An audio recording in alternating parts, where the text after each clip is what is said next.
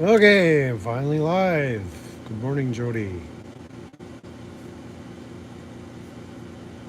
Let's see. The stream. Okay. For whatever reason, YouTube wouldn't let me.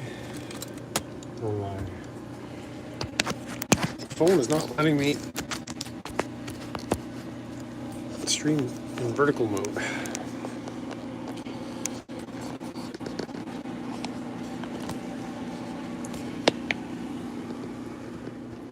That should be alright. Alright. Some people trickle in. Get the coffee.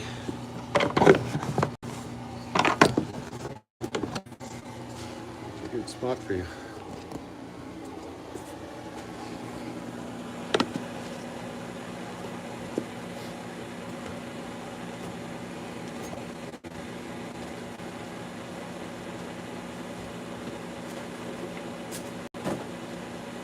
Jody, miss seeing you on What's the Matter You's sorry ass live stream last night.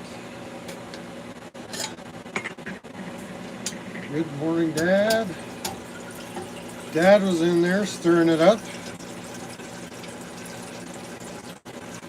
What's the Matter You was out there tweaking it up.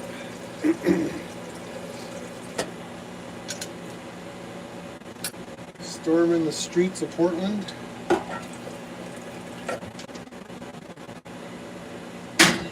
Drum up support for this imminent sainthood, allegedly.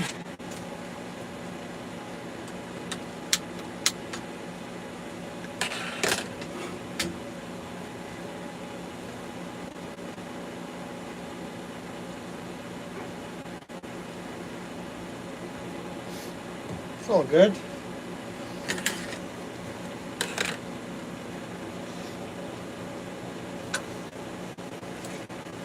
All good.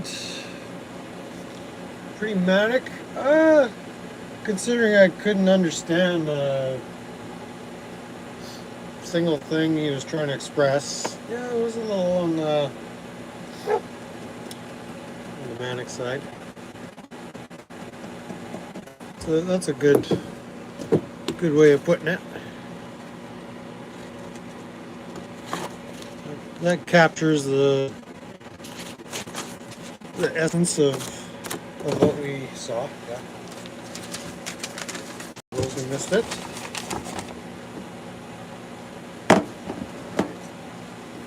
Get down to business here. Let's get down to business.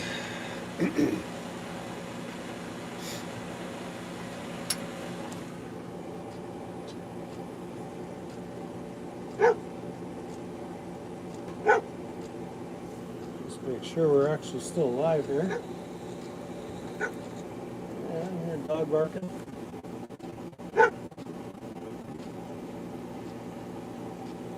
What's the matter? You is awake at 10:30 in the morning?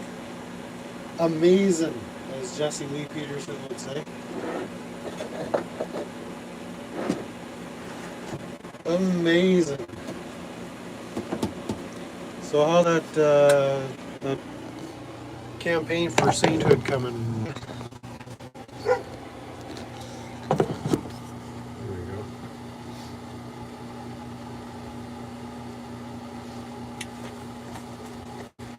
Let's do this.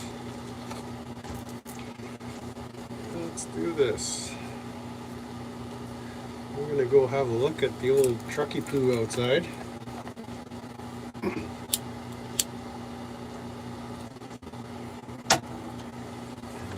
Call the parts store, see if our parts are in.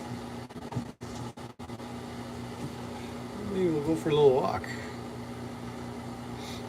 I think those 13-year-old girls beat him up, allegedly.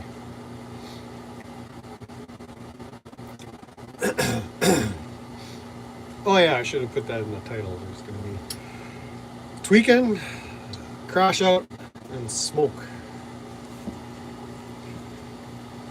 Viewer discretion advised. Not suitable for some audiences.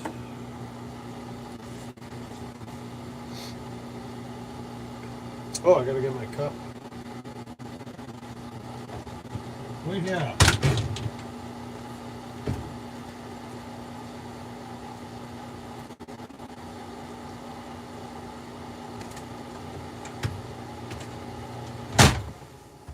All right, so we got a nice little amount of snowfall overnight. You can see in the thumbnail, some fresh snow clinging to the gorgeous, majestic foliage outside the mobile tweak shack here. Let's see, what's not assaulted, accosted.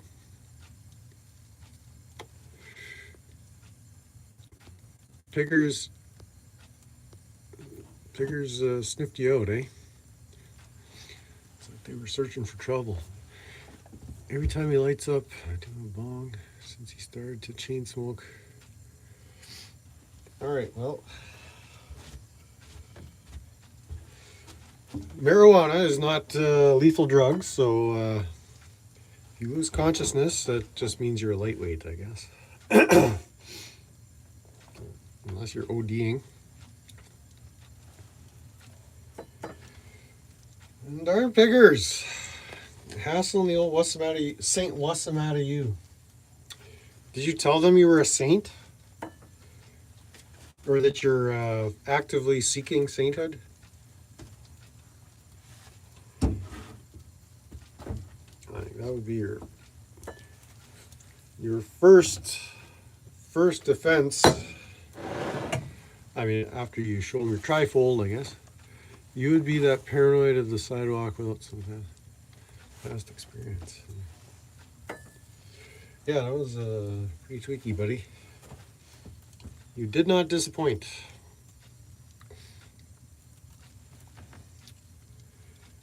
That was well worth the price of the admission. I didn't bother campaigning. Just shooing. We shall see. As I hear droplets of sleet falling on the roof of the Tweakfest camper. So we're fully into week 1 of Tweakout Crashout 2026. And I am falling far behind already. I think Direct D has jumped into the lead, as evidenced by the garbage live stream I tuned into last night. Oh, what a tweaker. If you look at the title of his live stream last night, it's like Direct D talks to retards live in the chat. And nobody talked to him but his audience, so he backhandedly called his audience retards. Because those were the only people talking with him. And then he had it on subscriber only mode for chats. So I hit the subscription button, and you got to wait 20 minutes to comment. And so the 20 minutes expired, and I typed my shitty ass comment, and still blocked. I must be perma blocked or banned. And yeah, one guy asked him, "Are you still doing that cop watching stuff?" So he told his mods, "Anybody asks that shit, ban them permanently for life, and any reincarnations they may have." So yeah, that's one way to get under his skin and to get perma banned, I guess. But I don't know. Can he ban you from watching his tweet streams? I don't know. Have to see if he has that kind of pull with YouTube that he can ban people from watching under severe legal repercussions. But it was funny. in a sad kind of way. But that's why we watch them. For the sadness. For the sadness and the anger. I come for the sadness, but I stay for the anger. And that was definitely sad and angry. So, go back and see for yourself if you don't believe me.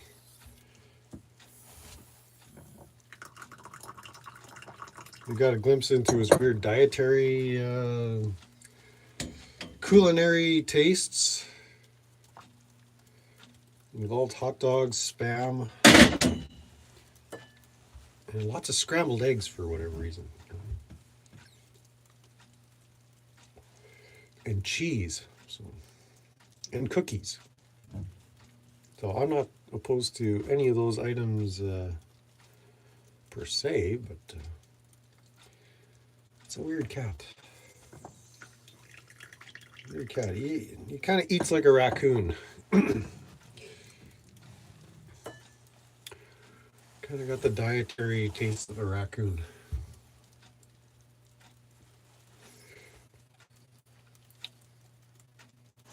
Just my personal observation. I have the dietary taste of a chain-smoking coffee addict. So, I shouldn't talk. People in glass tweak shacks shouldn't throw stones, right?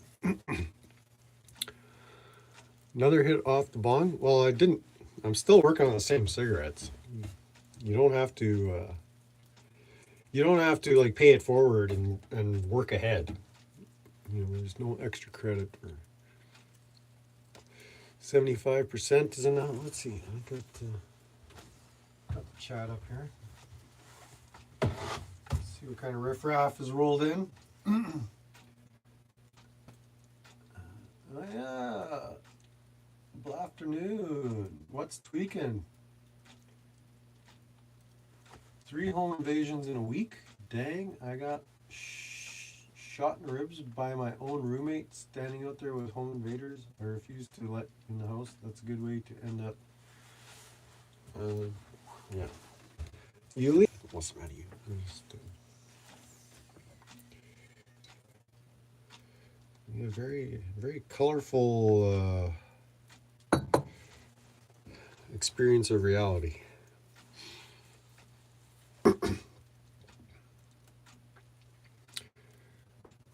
And by colored, I don't mean racist, anything racist by that. All right. I've got the coffee. Ooh, my stomach's a little growly.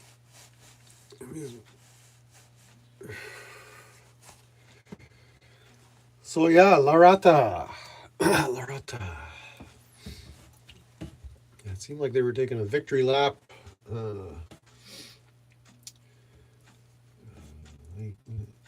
On DirectD's chat, it seems like they were celebrating scaring Bao off the internet. So,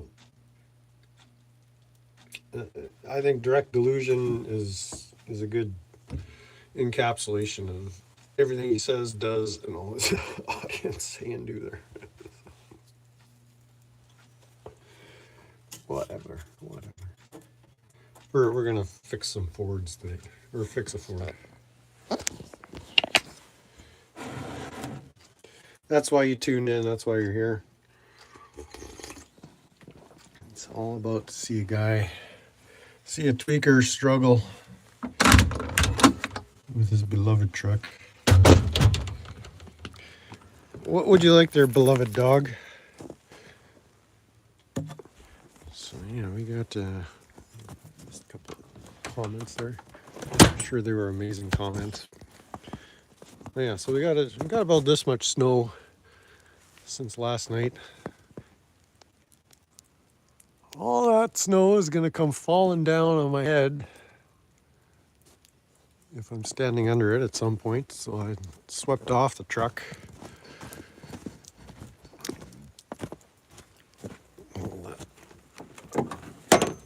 I'll have a look at the carnage so far. the disassembly. I'm just gonna prop that hood up because those pneumatic cylinders are a little on the sketchy side. So I've got some replacements, but I can't remember if I brought them with me or if they're still back in Manitoba. So on this side here's my valve cover removed, so I just got this covered up. So I did all this disassembly. On this side I had to take the alternator out, which sits right here, to unplug all the injector harness, the glow plug harness, module, etc. On this side, removed the air cleaner box, which lives right here. The degas bottle lives right there. You can see a little better. It's still so deep in there, that fitting. You still can't even see it. That fitting where we're going to test the system. We're going to see if we can pinpoint some more leaks. We're going to charge the system with air, or this hose with air. And we'll just feel around, see if we can tell where the leaks are actually coming from. And you may ask why I went through the trouble of doing this leak test first. And the reason is if I had plugged that in and there were no leaks, then that would tell me my pump is failing. And so that would be a different strategy, a different disassembly. I wouldn't have to take the valve covers off. Max is tweaking hard. And so it would have been a different repair. So it would have been more extensive. I'd have to take everything off the top here, including the turbo, the intake. But to take the intake off, I wouldn't have to remove the valve covers. I would have to drain all the antifreeze. So I'll show you what I pulled out. I just drained enough to get that degas bottle emptied so it wouldn't leak all over the ground. The coolant that I had pulled out looks very nice.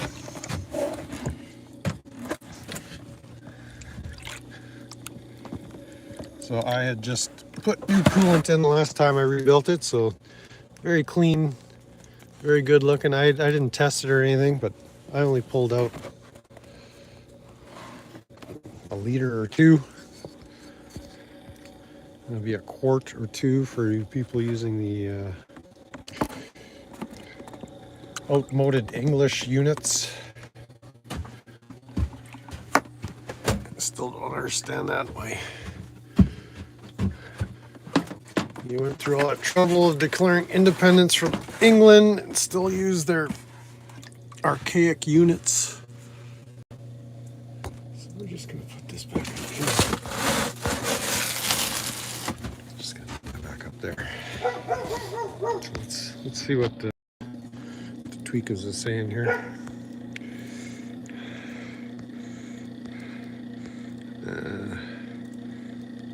Bow's clone is probably tied up in Direct Delusion's shed, yeah.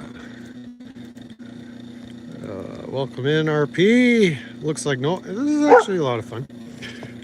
You got some Bammer mouth, doesn't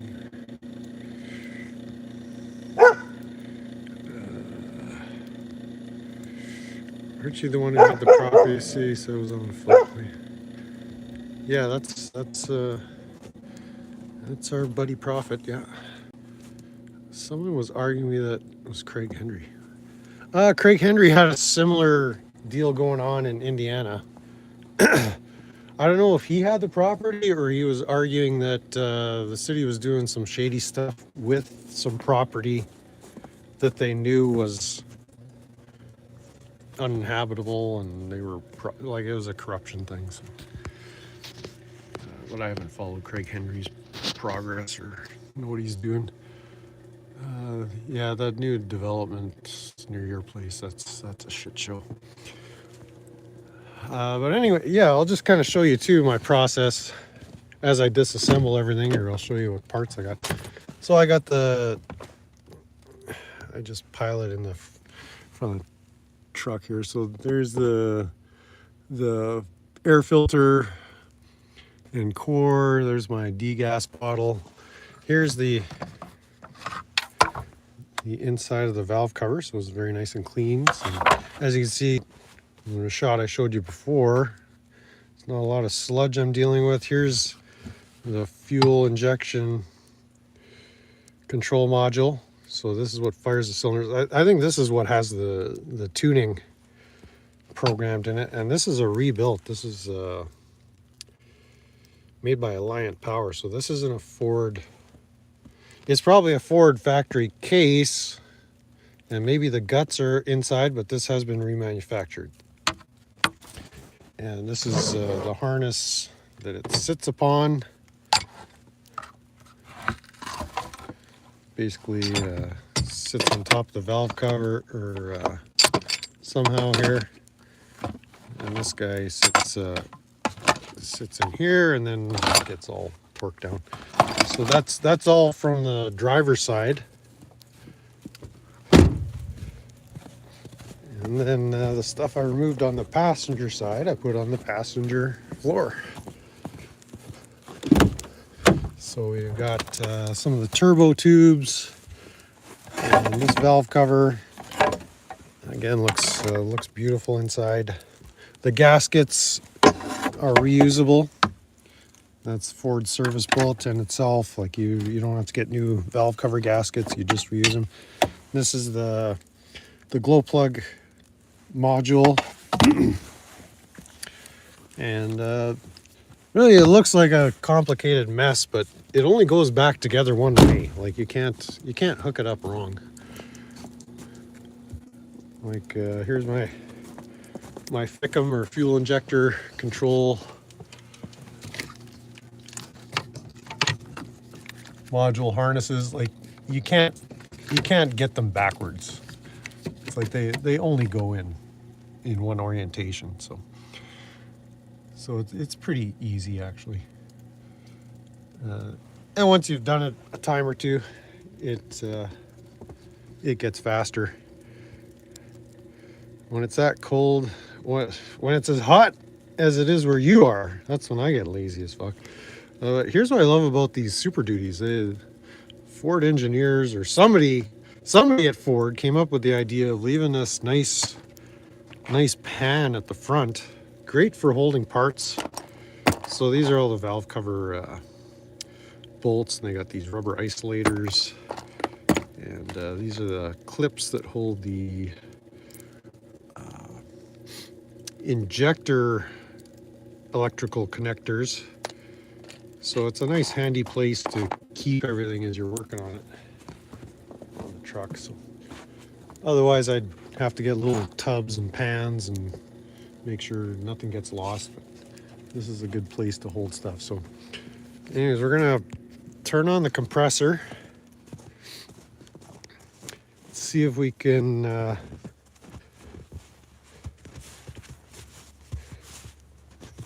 my muffler.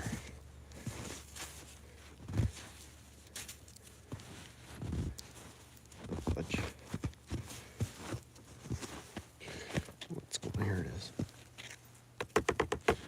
I gotta make a little connector for that.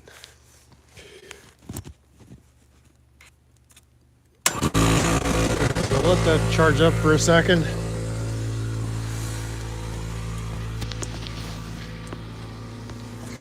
Let's see.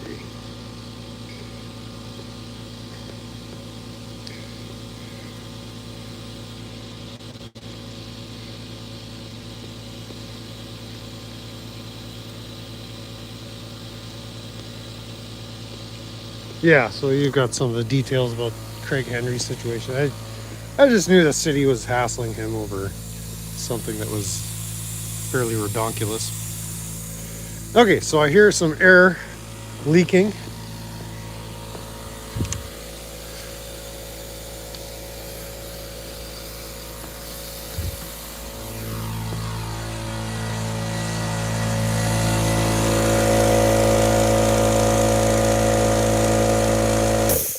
We don't need a ton of pressure. We're just gonna feel around.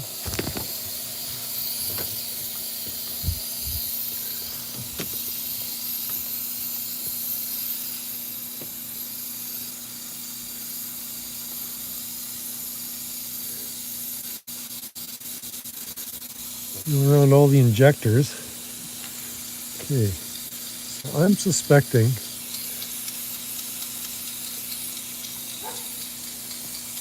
one of my leaks is coming from the standpipe.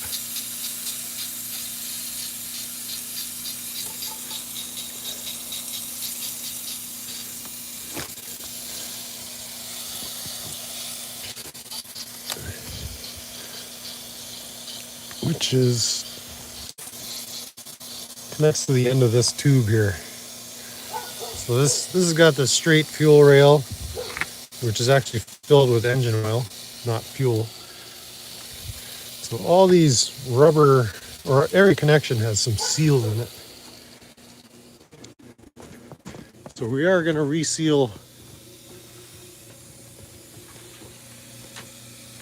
all them injectors.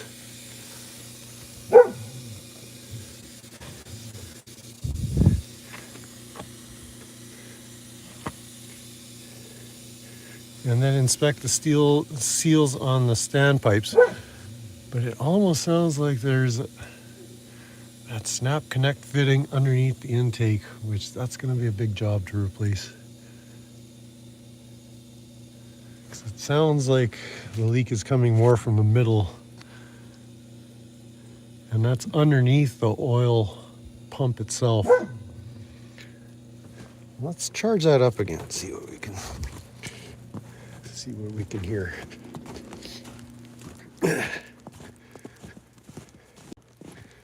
So this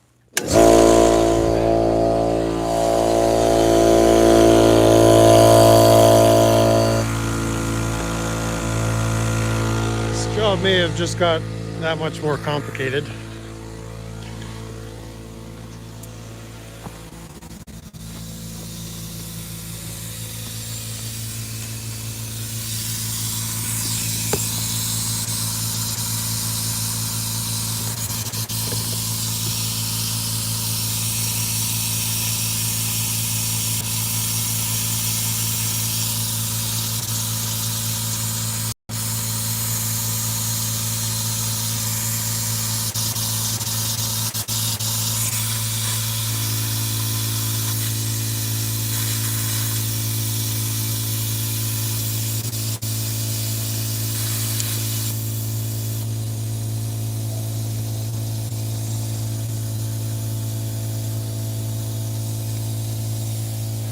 But in any case, we'll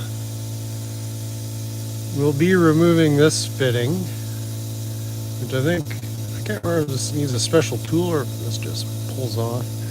And then we gotta take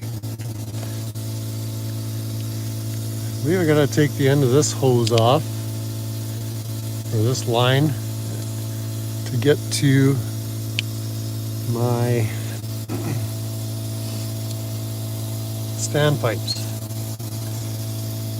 And then I'll have to take the fuel rail itself off to get to the injectors, which live, you see at the end of those lines, there's an injector below there. And those are just held in place. I can't really show you a good way, but I've got my box of injectors here.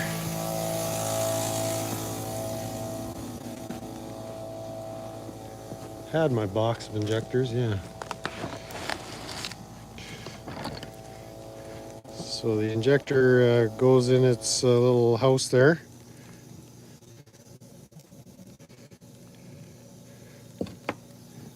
And then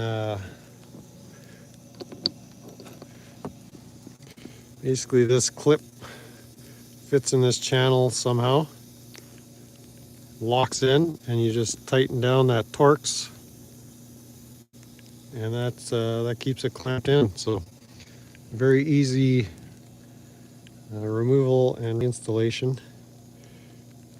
There's a little seal in here. See this one, you can see is a little smushed up. So this is off my parts truck, but this is an injector that's just dropped in the snow. I'll just spray these off, but these all work. I was considering rebuilding all the injectors, but I don't know that that's going to be necessary, because I won't, even with the injectors I've got in the truck, I wasn't getting any misfire codes, no misfires, no check engine light, so I'm pretty confident that the injectors themselves all work. They just might have leaks in the seals. All right, I gotta turn the compressor off.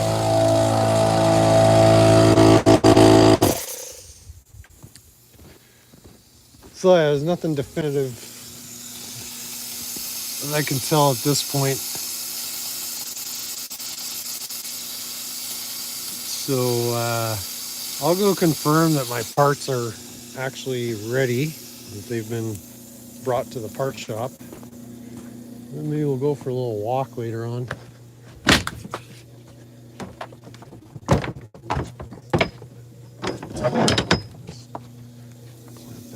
Place. I'm just going to cover up my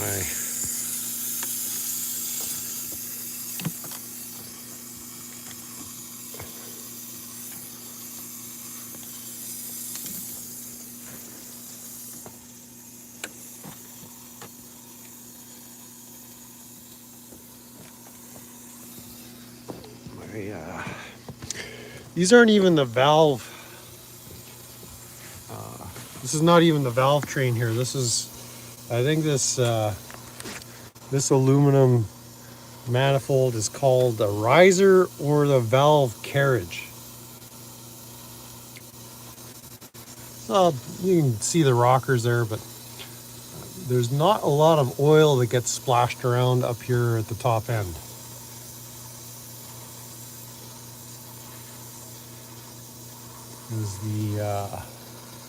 The valve stems are hollow, and so they would pump oil up through the valve stems to get to the rocker arms. So there's not a lot of oil porting here, but this is where the high pressure system lives, or at least part of it, and the injectors live. So that's why everything kind of looks fairly clean, but definitely no sludge. I mean, my fingers were a little filthy, but there's nothing gross to deal with up here. Nothing terribly grody. We'll just cover that up, just in case we get a hurricane or something come through here. Yeah, I'm gonna need to set you down.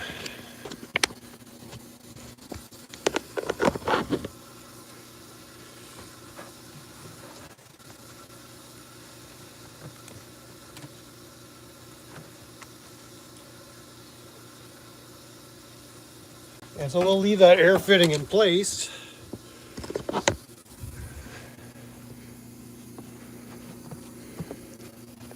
Because it's not going to get in the way of anything I need to do as far as resealing any compromised seals.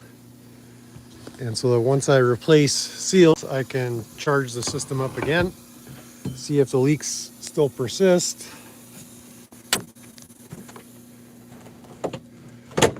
And then go in that direction.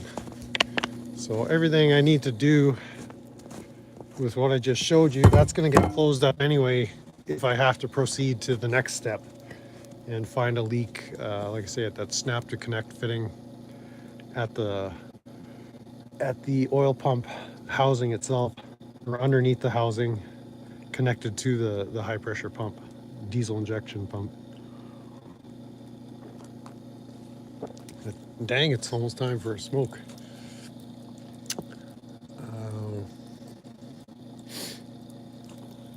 And it's starting to snow again. Let's see. Let's see here.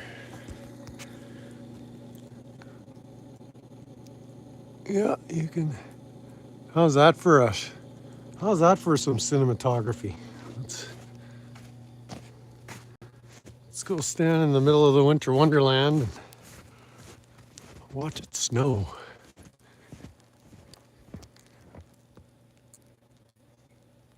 Yeehaw.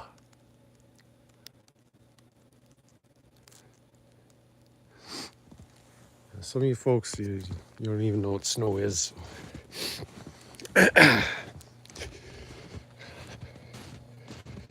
That's snow. This white stuff on the ground, that's what's known as snow.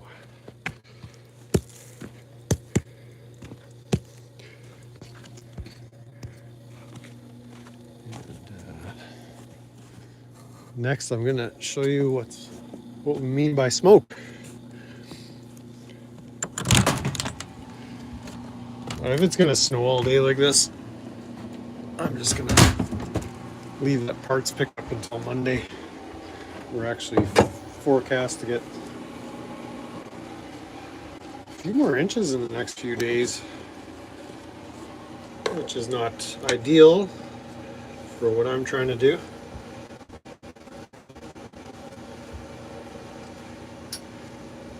But it is nice and mild outside, that's for sure. I just don't like the idea of working over an engine bay with snow falling all around me. I suppose I could set up some kind of tarp system or something.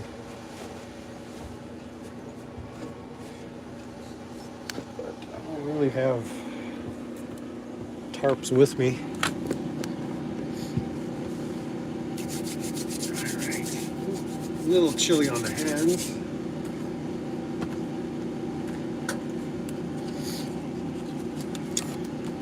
And for longtime viewers of this channel, unfortunately, the big ass green lighter is no more.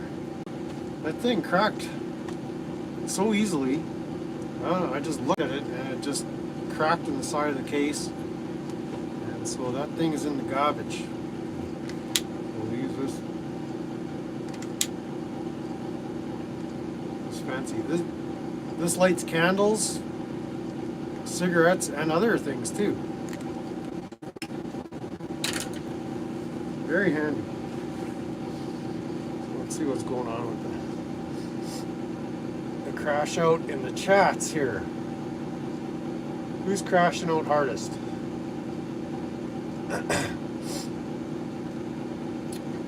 Who's the number one crash out? Oh, what's the matter? You is crashing out the hardest. He's got the number one crown.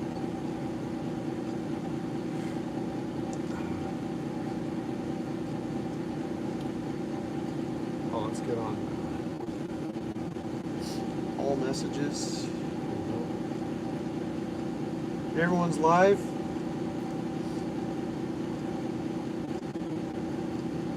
I saw Mitch was live. Max is becoming a hog. He tries to take up all this little bed space here. He even tries to kick me out.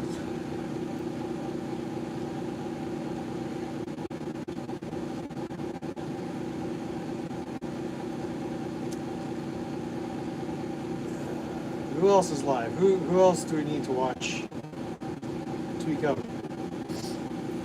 Let's see what's going on YouTube.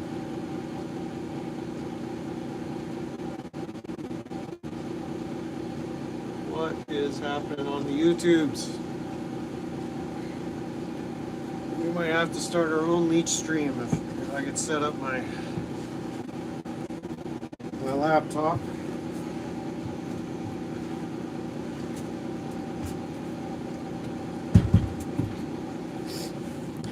wants to try that or get more comfortable using that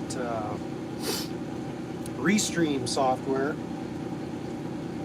I think it's a browser-based software that Friends in Code recommended. I think I used it once or twice back in Grunthal. It's not terrible. All I see is Mitch Lovin is live.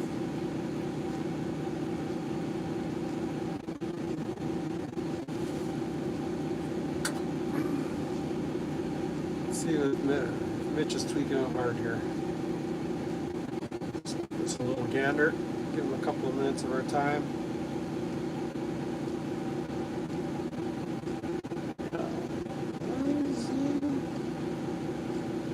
He's tweaking out pretty good.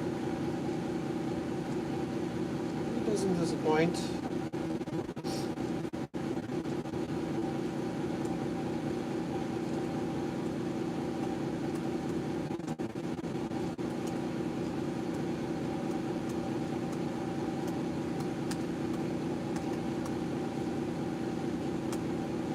What is everything? Logically, is the question that comes to mind, and so, to me, everything is energy, and it's the laws of energy or whatever. Is that the law of energy is that energy never dies. So I technically don't believe in death. You know, energy doesn't die; it only transforms. So.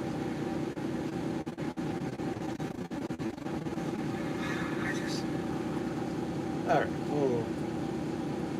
we'll leave Mitch to process his little crash out there. Such a this. Look at my toes.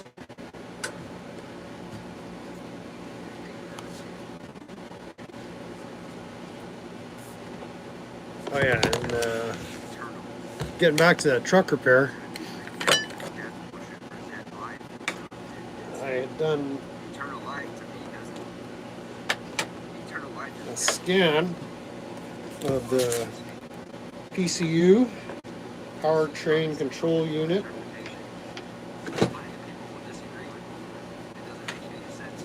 With this, the Autel scan tool. Shout out to Autel. If you're looking to sponsor small YouTubers, so I'm your guy. A lot of this is. I picked this up a couple of years ago on Amazon Prime special, so it was a good deal. It's not nothing top of the line, but MK900 BT, which is Bluetooth. So it's got the little Bluetooth dongle that you stick in your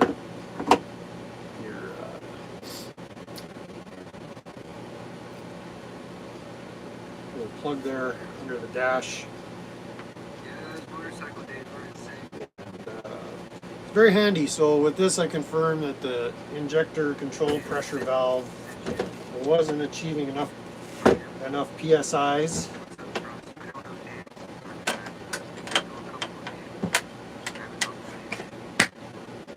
Which I think stands for possible sufficient input.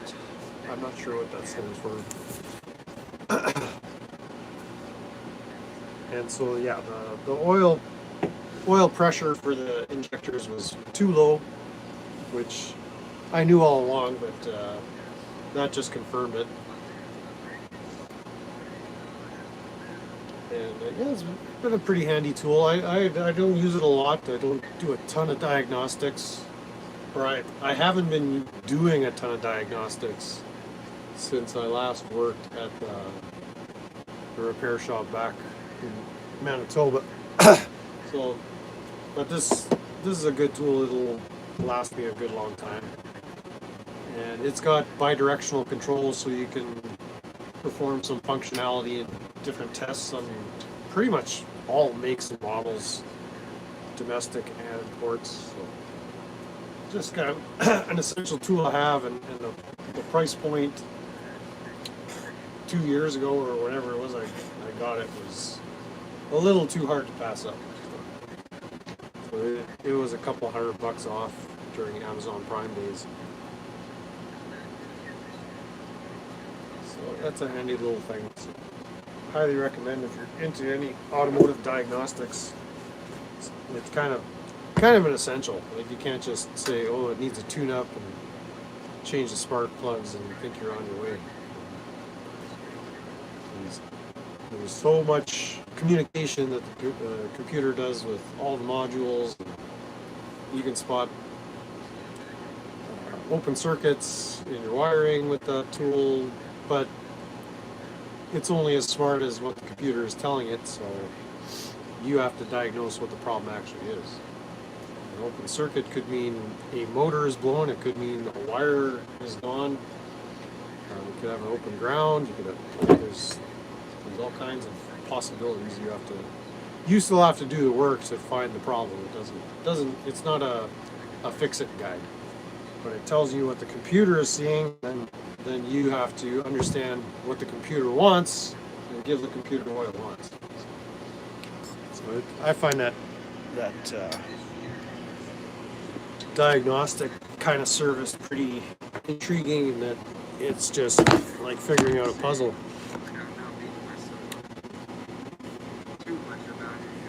Justin Garza is over giving super chats to our buddy Mitch, so go Justin.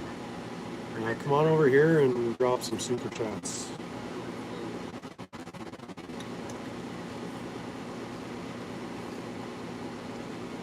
So yeah,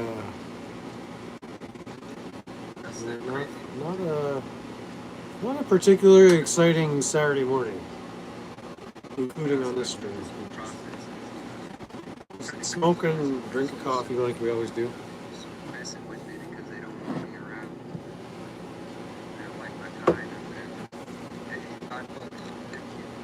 But the parts store is open till 5, so I'll have to make the executive decision whether I head down there today. There is no bus service in town, and really that's my only vehicle. I'm not going to fire this thing up to go drive around.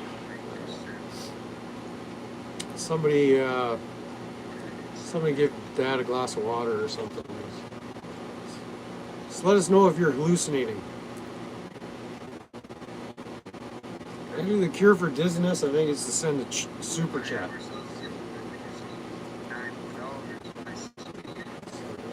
Just say it. Okay, what's going on this Tweakout channel?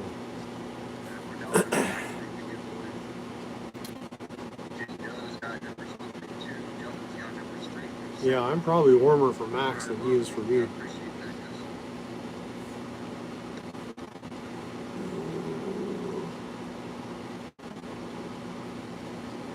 So yeah, I hope to have Oh, so you are relocating? Yeah, it sounded some months back, RP, that the strategy of renting your place out and locating someplace more amenable to your plan for living the best life. I think that's a good move. I know it's difficult kind of walking away from a property you put so much stuff, heart, soul, and energy into, but your situation looks like it's going to get worse before it gets worse. You see that kind of writing on the wall. I mean, how much energy are you going to put into standing your ground and fighting people that are basically ignoring you anyway?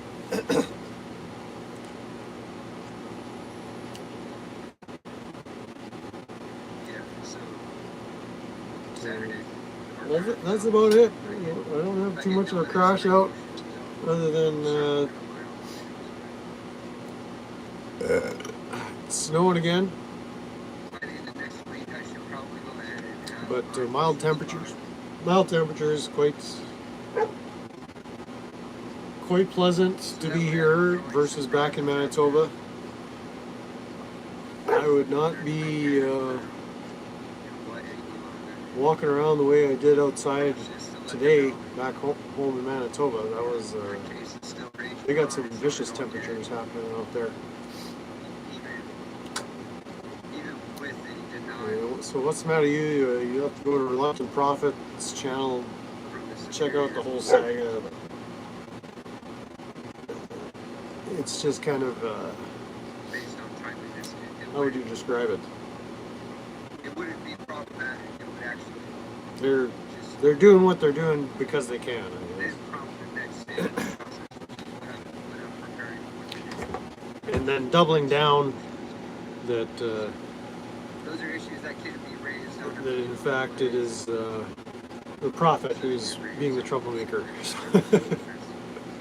When they break all their contracts and covenants and agreements and their own laws that they wrote into existence, their ordinances, regulations, etc., etc.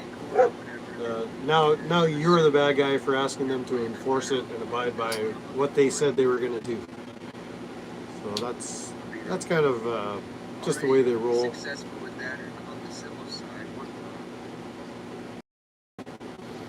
Yeah, big gassy electric blanket. That's basically. Who's ready to smoke?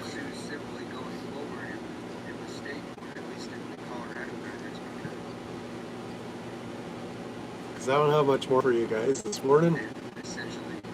Let's check the weather forecast. See what we're in for. If it's just going to snow all day, I'm just going to cuddle up with some YouTube and say the heck of it. We were supposed to get some mixed snow and rain. So what do we got? What's happening today? Successful claims in the state court where snow, snow, snow, snow. A little more snow.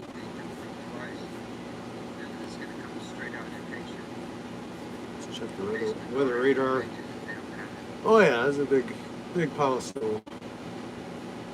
I think it's all coming from What's the Matter U's neighborhood. Yeah, straight from Portland. So all this crap's coming from What's the Matter You land.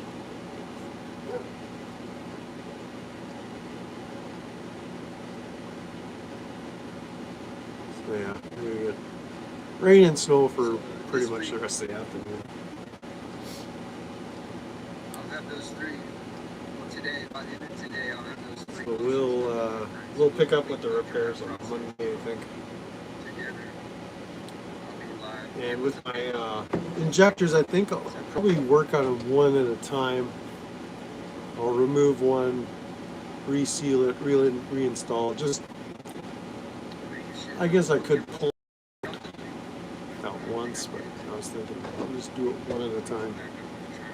So I don't, I want to get the injectors back the same positions they were. But that's why we got paint pens, so you can mark which cylinder they belong to. Big fan of the paint pens. Max needs in now. Mr. Osgood is alive and kicking.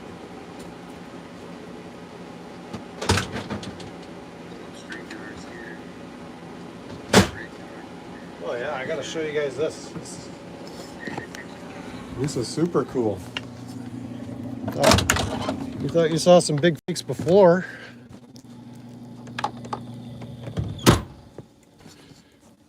See on camera. Let's do that same shot.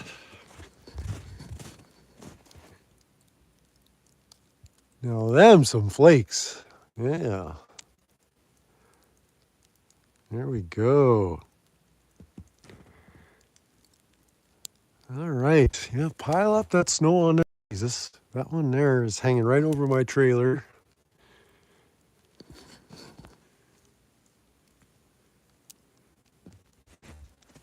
There's nothing directly above the truck. But look, how long ago were we outside? That windshield was clear, and now gotta sweep it off again. So that's pretty flaky. Here, this can be the rest of my stream. You can just put this on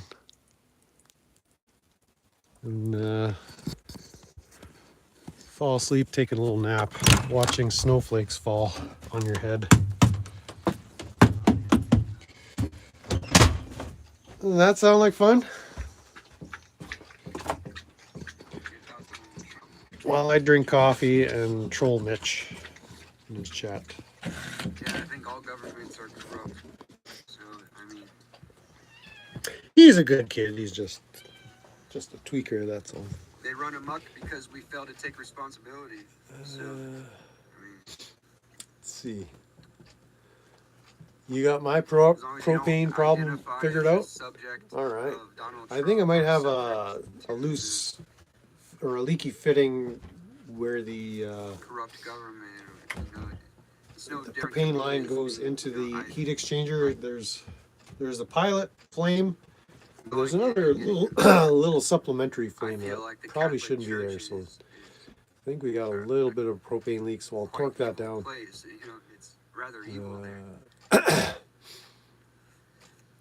So, you know, it's like me holding that belief and then going in and getting baptized and just so I could What's the matter? complain. You says every night my dog Indy would stand It doesn't with really his make any face sense. like an inch from mine until I let him under the blanket next to me. In summer, I'd say, "No, buddy, it's too hot."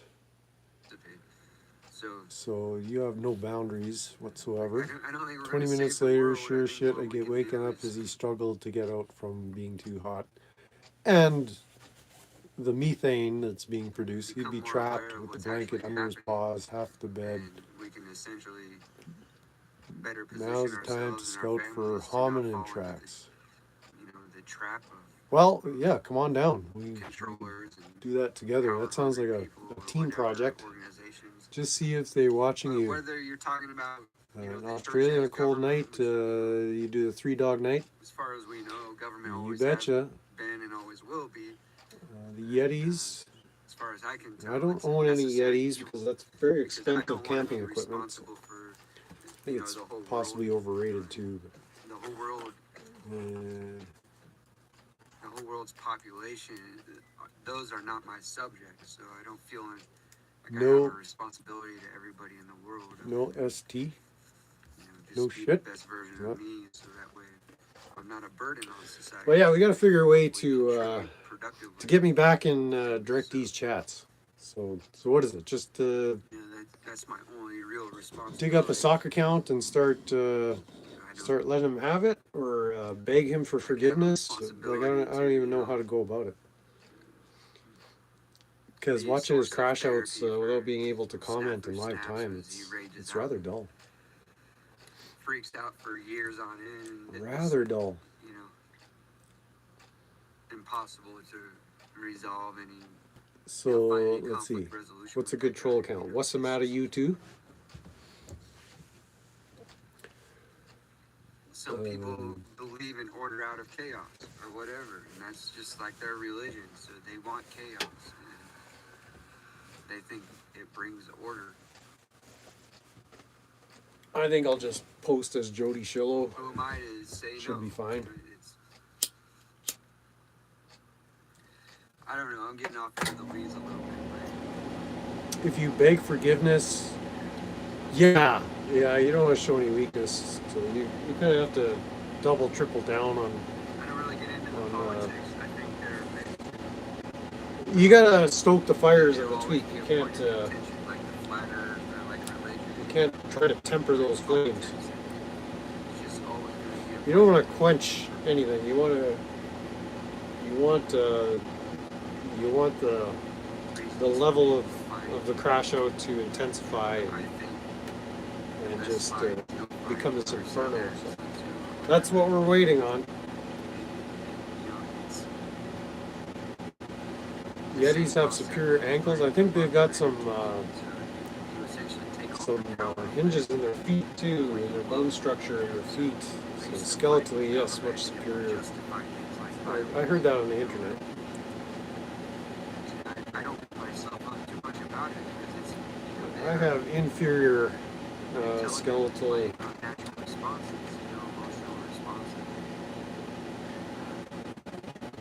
construction. The evolution of my skeletal geometry is kind of incompatible for being an earth dweller. Yetis don't live in snow, by the way. They live in the between the peaks of the Himalayas. There's more land back there in temperate forests than the land in the contiguous U.S. There you go. Learned something new on the internet today. Anyways, these boots are getting a little soggy. I'm going to dry my feet off. My feet are just... My feet are feeling a little moist.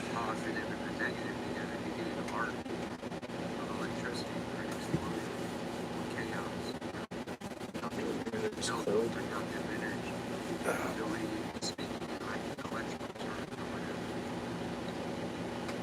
Let's get these big honking boots off. Don't think we're going to be doing... Oh, I got to do a Dr. Pepper run yet today.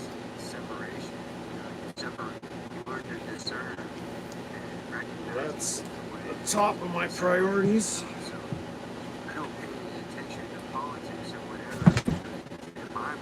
Fuck the fort. I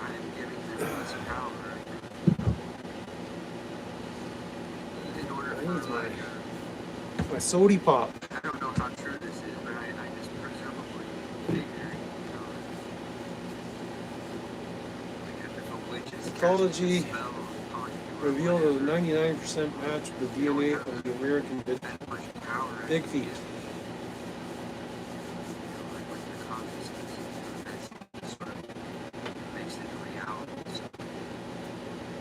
And something new you learn on the internet.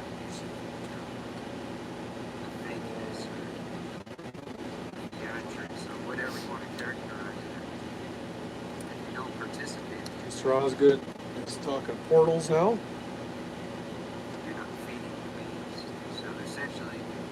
I'd like to restream some Yeti content. Some IRL Yeti content. Maybe we should send Mitch to the Himalayas instead of Ireland.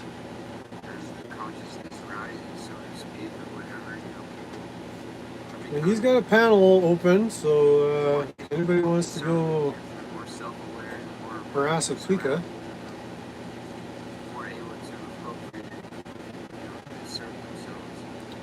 Head over to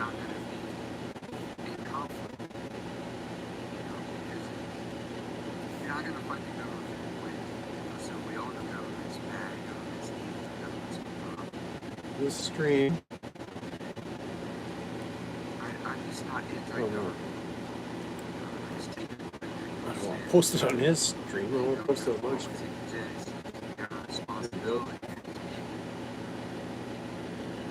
This is for the Mitch Lovin' lovers.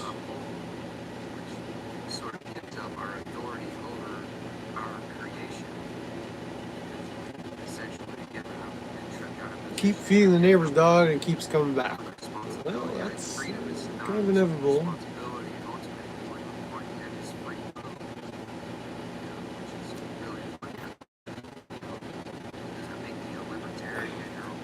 Australia and New Zealand has their own set of rules.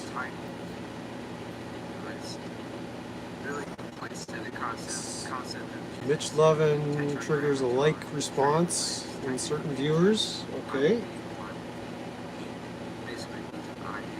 Luminaries fishing for trouts.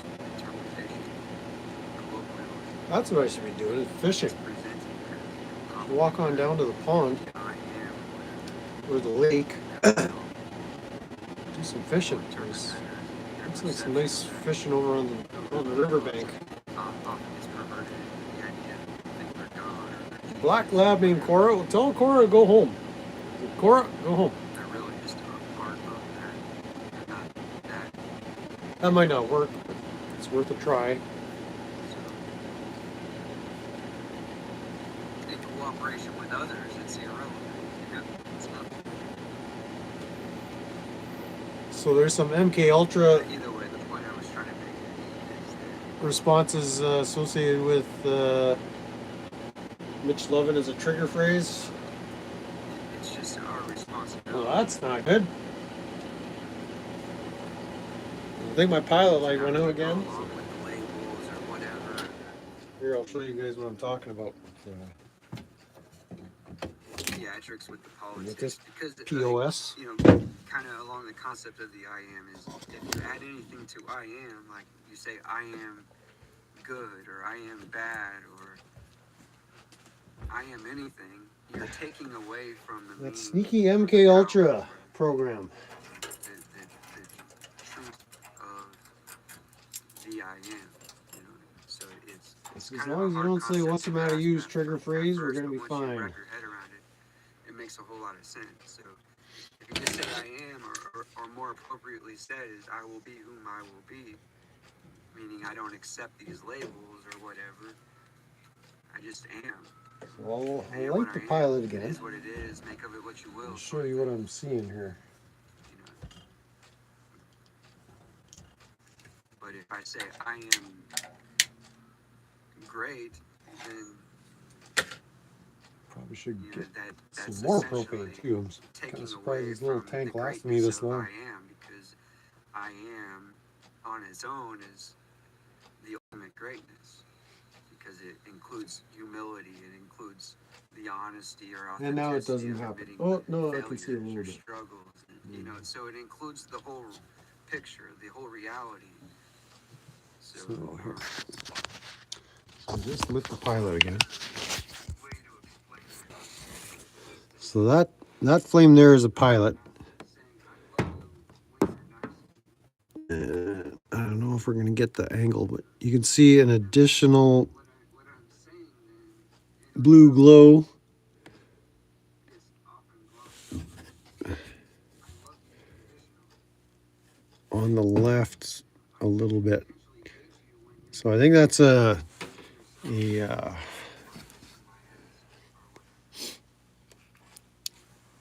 have some better light here? So here's my electrical switch, or the wiring that triggers the propane valve to open, I believe. Here's my thermocouple connection, this thing right here. Then in behind, this is the propane fuel supply connection. Daly's in the house. Good morning or afternoon, whatever it is for you. So I think this fitting has got a little bit of a leak on the inside.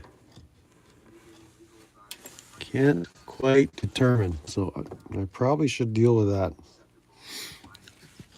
And then here's the, oh, it's very dark here. Here's the switch controller. So it's in the on position right now.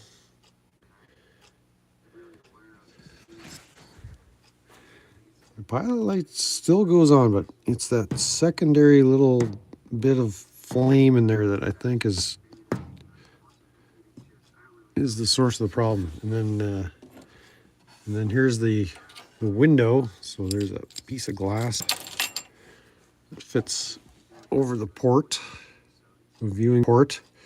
And I put a light layer of RTV silicone around here just to give it a bit of a seal. So it does stick on there. And then it's just held in place by my owner's manual says this cap is the source of the leak, that this needs to be airtight. But as far as I'm concerned, that's airtight. You can still see the pilot going.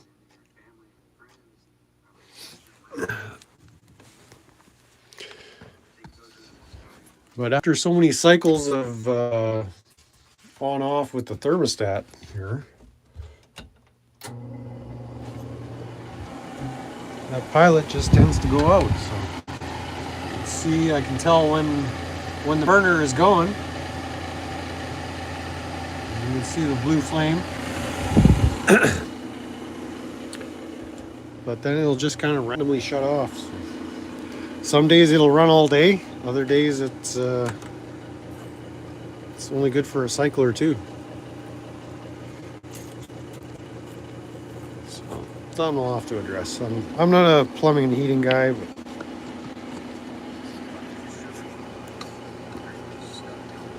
it's just a bit of a pain in the ass.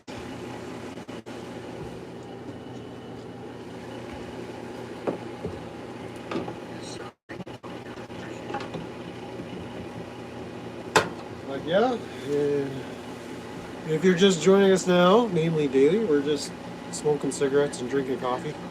We went and had a look at the truck a little while ago and determined that the weather conditions are not conducive to vehicle repair, outdoor vehicle repair at the moment. See, at first I thought it was the thermocouple. I was having that trouble with my boiler back home in Grunthal. And yeah, we're going to smoke again because I let half that one burn out in the ashtray.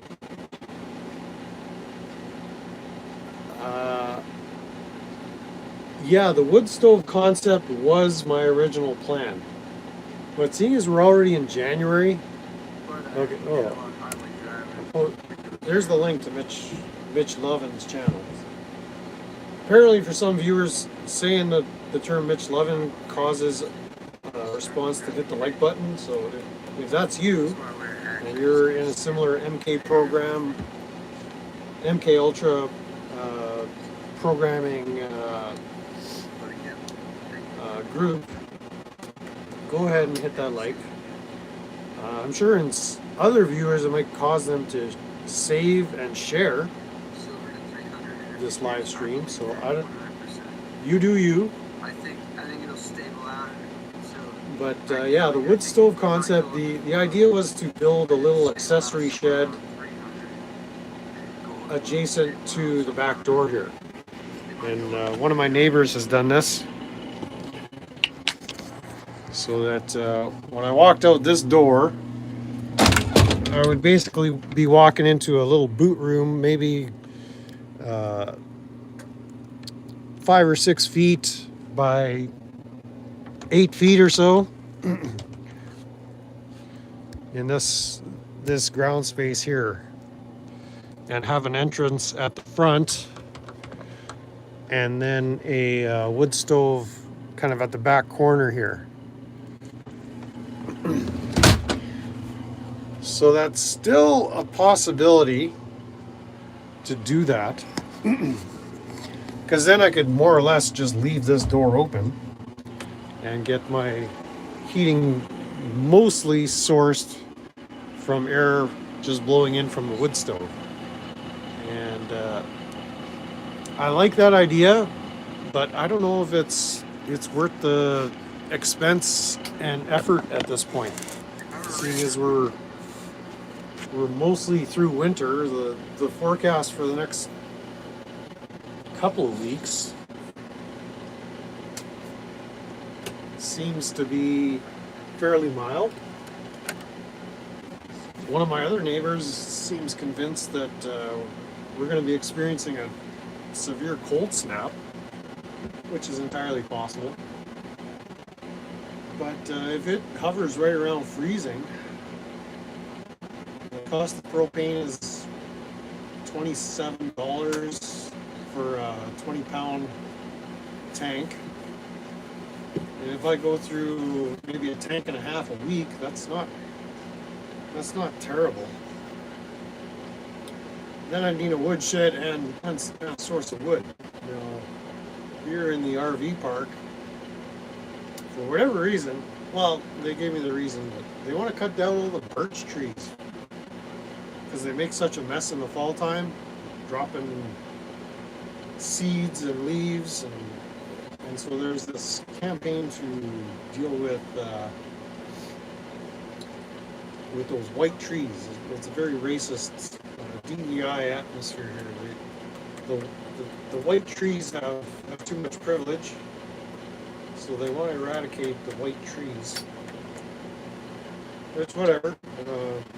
So there's tons of birch trees and poplar trees around here. Or there's several. But there's potentially a source of wood right on site. I'm not sure if it's a project I want to be doing.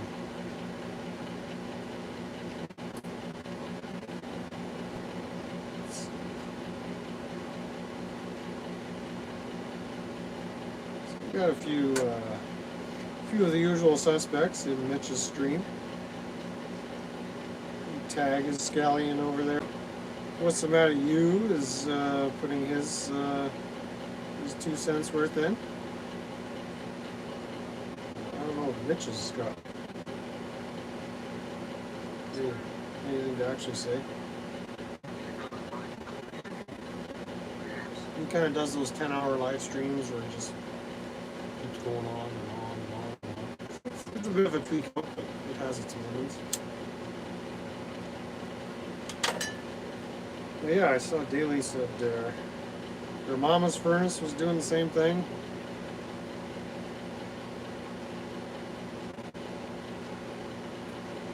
So they send your mama over, fix my furnace.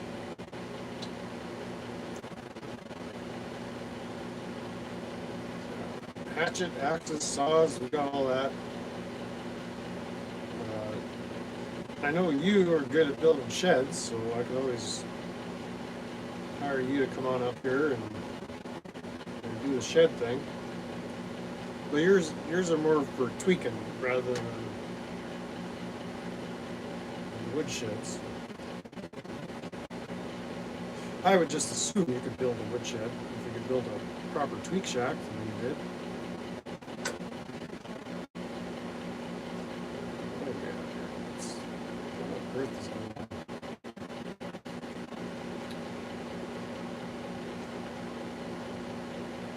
Yeah, for the second stream in a row, YouTube has got really not a lot to offer. There's this, and not much else. Let's see, let's give it one more chance here. Come on, YouTube, give us something good. Nope, nope, nope. The feed has got nothing but garbage. Nothing but garbage.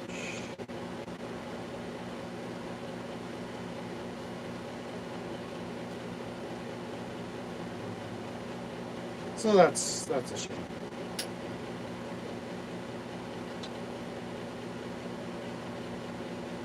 Oh well. Oh well. We'll just do like Max and take our pre-afternoon nap. Pepper is joined in. Fun.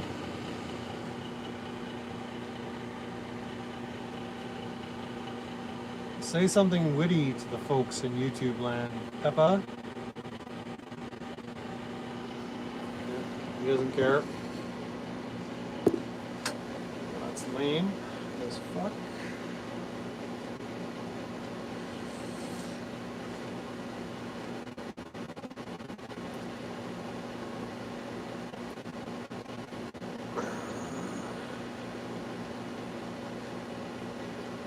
Her house burnt down the next day? Okay, so cancel that ticket on the service order to get your mom to come down and look at my furnace. I'll deal with it myself.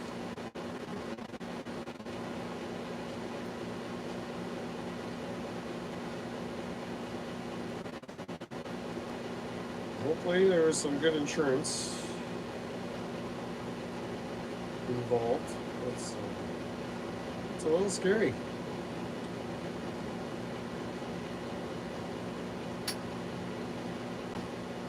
Maybe the Lorata Service Center can offer some solutions for me. I have not sent any emails yet, but it might be about time.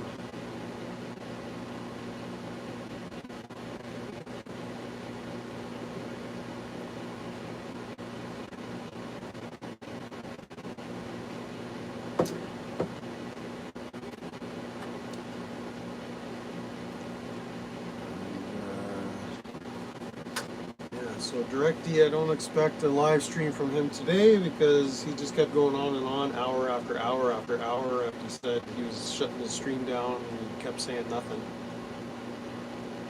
So I think he depleted all his energy from that lame stream. Lost her cat in it too. Oh dang. Trailer smoldered all day.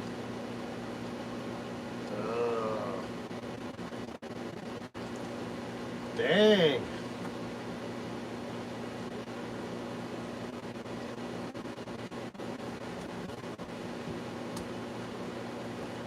Sitting on refreshing. That's no good. So here, you're making eggs for your grandson. Here's the recipe I got from DirectD. You get yourself some eggs, and then you scramble them up, and then you find yourself some chili.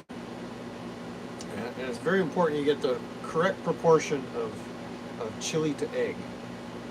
And then, so you heat up the chili, and then into the chili you throw.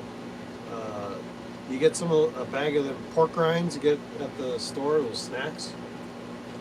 So you kind of crunch them up, throw them in the chili, and then when the chili is warmed up and softened up those pork rinds, so they're not so crunchy and hard, you throw the eggs in there, smush it all up, and then you wrap it in a burrito. And I think the recipe is called Tweaker Burrito.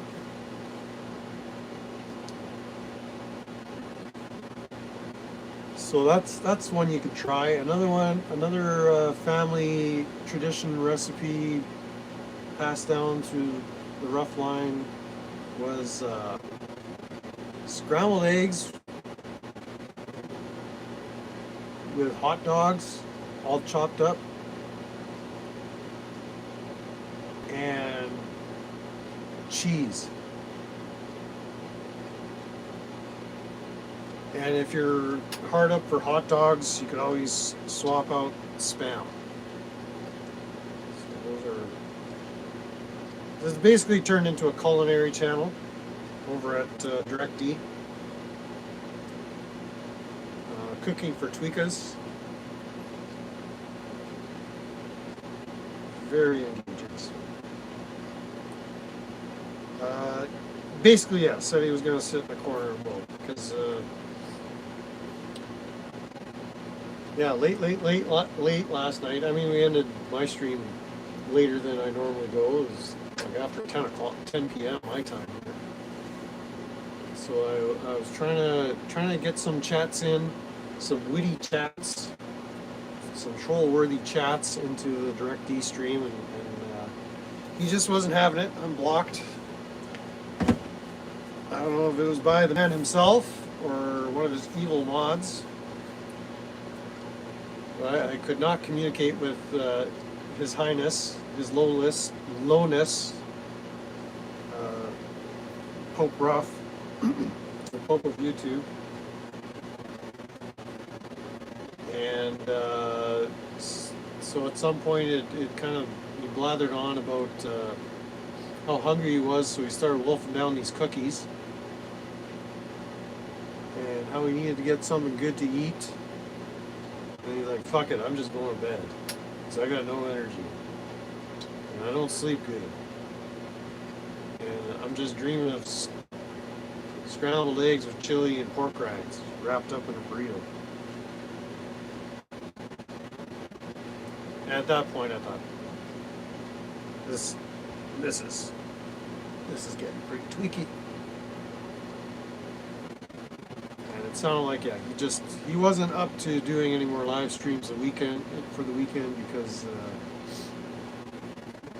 he just couldn't get these scrambled eggs off his mind.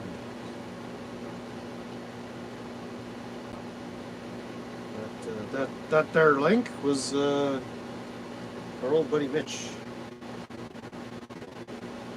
Or did I link to my own channel?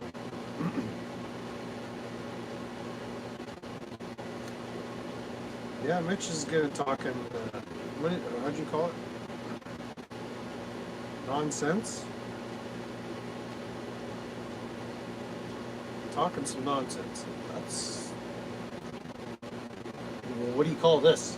If that ain't nonsense, if this isn't nonsense.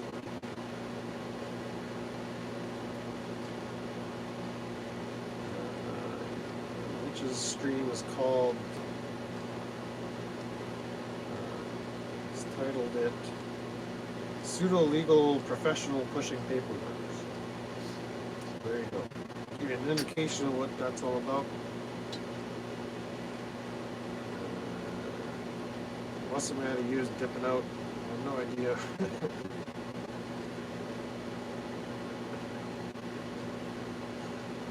What's the matter you is completely lost.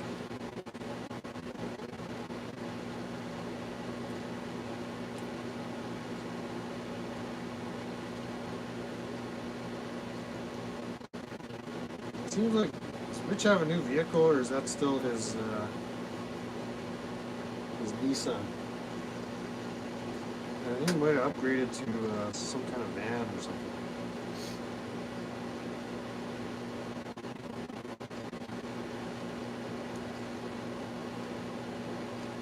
I have not got a confirmation on the make and model of his new ride, but it does have a nice sunroof and leather seats.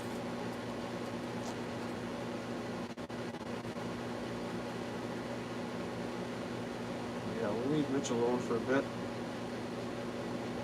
Don't want to trigger or traumatize what's the matter you any more than is absolutely necessary.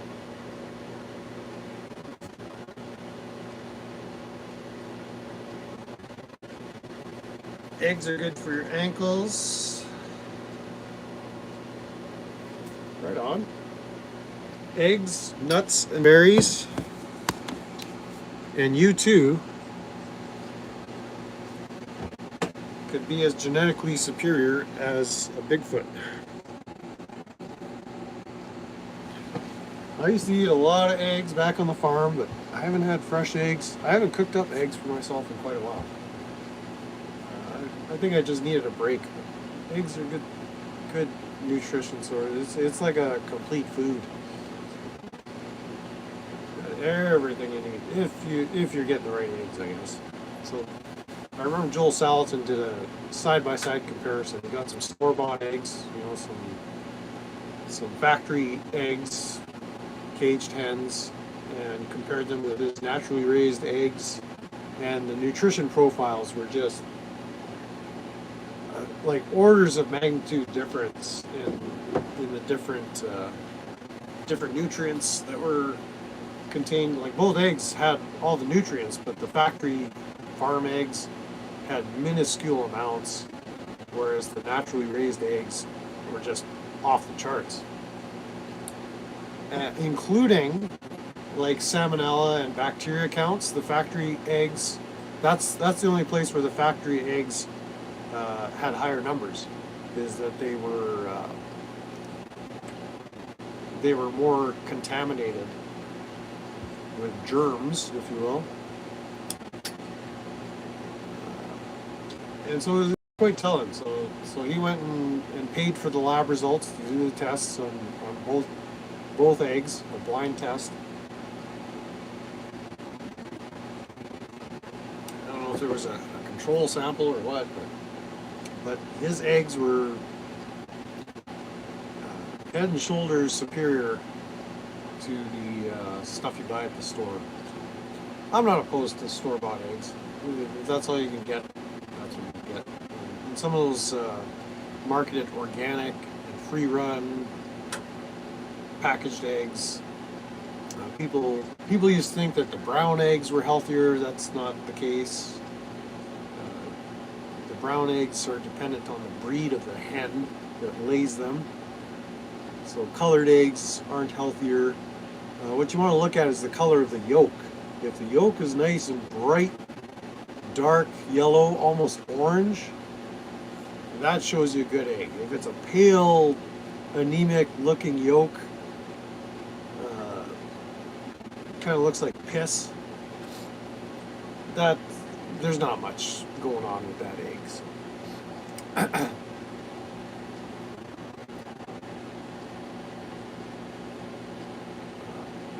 Now I'm thinking about eggs. No, I can't get eggs off my mind. I need me some scrambled eggs with chili and pork rinds. So I could be a tweaker on the same level as other tweakers. Nobody's gonna out-tweak me when it comes to eggs. We had breakfast burritos on the Blackstone last night. Very nice.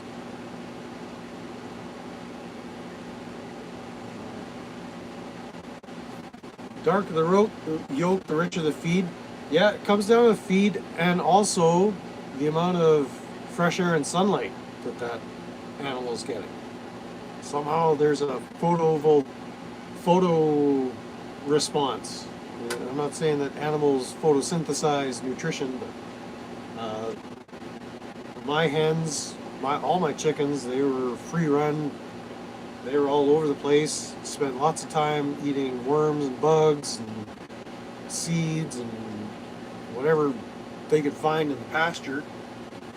And then they'd clean up after the ruminants, the larger animals, the cows and the sheep, even the pigs. They'd be in the pig pen rooting through whatever the pigs would leave behind. They'd go through their poops, because feeding whole grains to a ruminant, sometimes they pass right through the system, because a seed, say a kernel of a whole grain like barley or oats, it's got a waxy hull on it, and that doesn't actually get broken down on the first pass through the animal. So a cow's not going to look at its poop and say, oh, I missed some, and root through its poop and pick out all the kernels. But the chickens would go, and they would spread the manure around. They'd scratch through the poops, and then distribute those cow pies in a broader circle, and then those spread out cow pies eventually compost and turn into soil. So that's how you build soil, through poo. Poo is soil. Soil is poo. Get that through your head. And then the bacteria, the microorganisms in the soil, well, they further break down those poos, and their poo turns into more soil. So we're just living on a big poo world here. The whole world is poo. And eventually that poo begins to grow stuff, and that's what's in your chili pork rind scrambled egg burritos. You're basically eating poo. So there's your ecology lesson for the day. Let the poor dog off the nest. I don't know if it's photovoltaic, because it's not necessarily, they're not solar cells, but animals basically turn sunbeams into food. Well, actually, no, plants turn sunbeams into food, which animals consume. But for the health of the animal, just for the physiology of, say, the chicken, we were talking about chicken, there's something the vitamin D does, and that gets transferred into that little round thing that pops out their butt that we call eggs.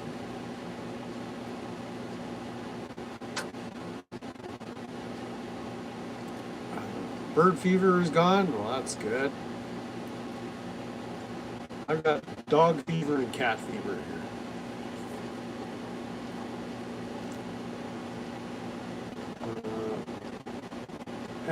Yeah, big poo world. I mean, if you take that progression further, you are poo.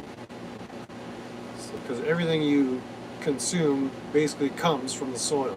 Because you can't convert sunbeams into energy, usable energy, or sugars like a plant can. So you have to consume it from all that poo-created chain of photosynthesis and the digestion that occurs in these various organisms, whether they're microorganisms, invertebrates, worms, vertebrates, ruminants. And so basically you're just a walking sack of poo.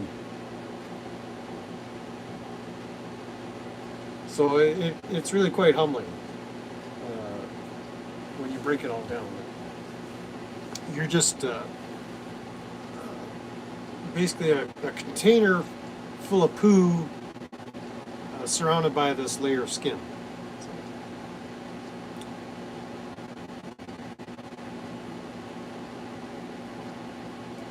Didn't want to hear that, did you? Well, what's the matter with you is delighted. It gives them a new outlook on life. Is this all documented?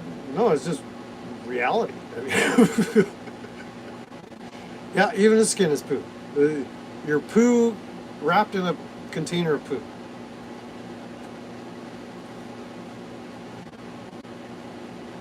Allegedly. But if it weren't for poo, you wouldn't exist. Let's just break it down to its fundamentals. Just deconstruct this whole thing we call life. No poo, no you.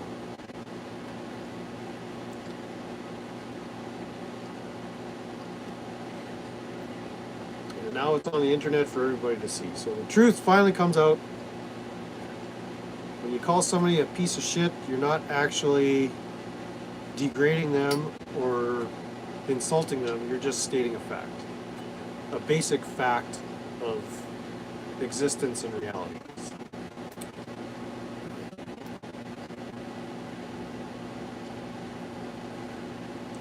And Dad's all pooped out. So enough poo talk. That's a bit of a tweaker crash out just in itself. I hate to be the one to bring this truth to your awareness, but somebody had to say it. By gum, it's going to be me.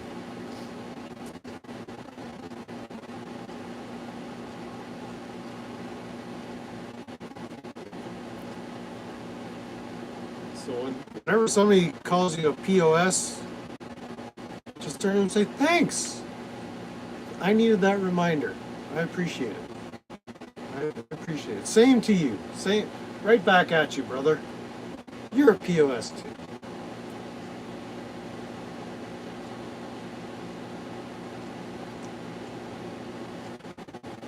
It kind of changes your perspective, doesn't it? Well, you poo beings. We're just a bunch of poo beings, and then we call that society. A bunch of POSs getting together and doing stuff together, and we call that society. So society is made of poo. It's quite profound.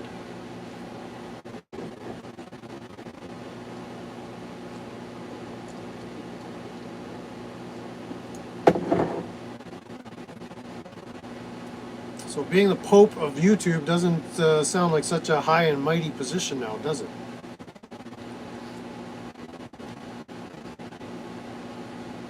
Even being a patron saint of what? The other poo people around you? I mean, who cares? Poo doesn't need any saints. I tried peeing standing up yesterday, didn't like it. Try peeing standing on your head. That'll give you a different perspective. That might be what you're missing. Get your urinary tract working against gravity.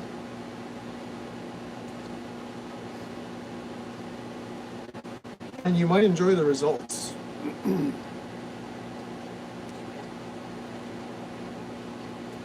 if it doesn't work, just move on to something else. Try something different.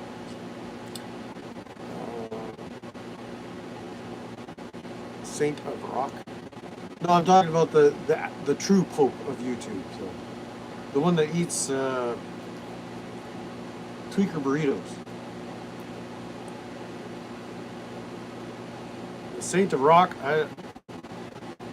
See, See, this is where Jody is missing. He wants to be the saint of rock, but like you're aware of his musical taste, right?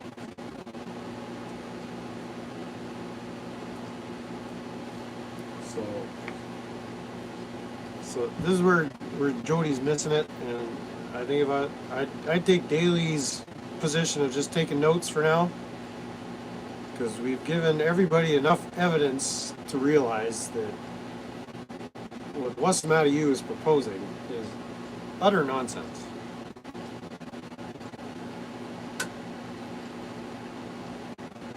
Yellow snow, yeah, there's those snow cones you gotta watch.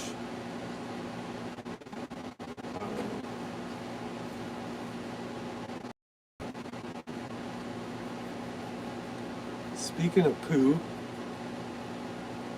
if what Mr. Osgood is saying is accurate, I haven't even begun my day. Those ribeyes are still just cooking away in there. Don't snort yellow snow either. Word to the wise.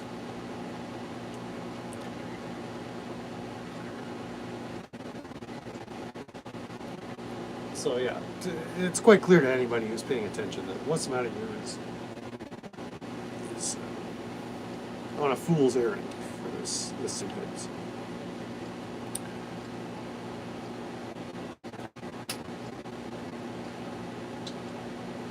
The Saint of Rock. That's what I said. If you want to be the patron saint of crackballs, there's an argument for that. But Saint of Rock? Absolutely not. That's more delusional than some tweaker in a shed in Arizona eating burritos and cookies. Or talking about eating burritos while scarfing down cookies and abusing his audience, calling them retards.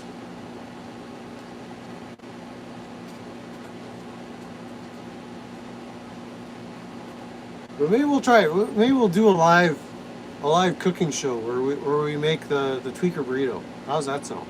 I'll go grab some pork rinds, some eggs, a can of chili, some tortillas, like burrito wraps, and we'll do the old taste test. I've got some cheese here. I don't know if it's real cheese or cheese whiz or what.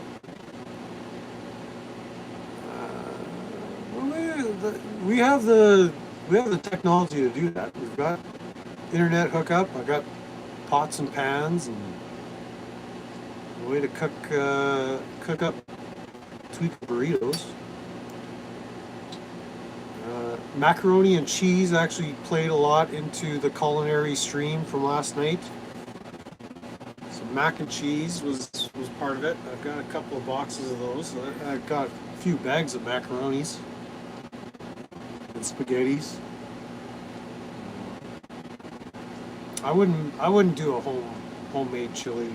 That's just too much work chopping and that's for that. But I it's in the budget to do a tweaker burrito stream. Maybe we can plan a supper. Maybe, yeah, I'll do my Dr. Pepper run, grab a few items from the Groceteria. Some Pepto-Bismol. What else would I need? Do I have Cash App? No Cash App, but there's a PayPal. I think it's just my name. We don't have Cash App in Canada, so that's what I was trying to figure out. Like, do you need an American bank account or an American phone number to have Cash App? I don't know how that works. Because I was like when I was driving truck, I used to get a prepaid phone from Walmart back in the day. I think you still got that down there. So I had an American number, years ago.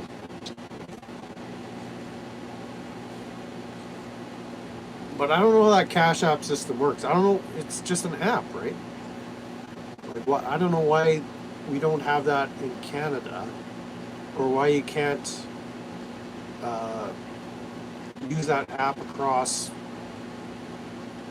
these different imaginary lines that somebody said exist. So it's like, because our banking system is compatible. Like, I can send Canadian fund, I can send any type of currency to any PayPal account anywhere in whatever denominations, whatever type of currency. But for whatever reason, Cash App is limited. And I don't know if it's through American bank accounts or American phone numbers or both. But that would be totally convenient. We have our own digital transfer payment system here in Canada called Interac, which is pretty much universal point of sale transactions at stores, and you could send money to and from. It's very similar to Cash App, but it works through your financial institution. But it's mysterious to me why I can't get a Cash App payment system set up.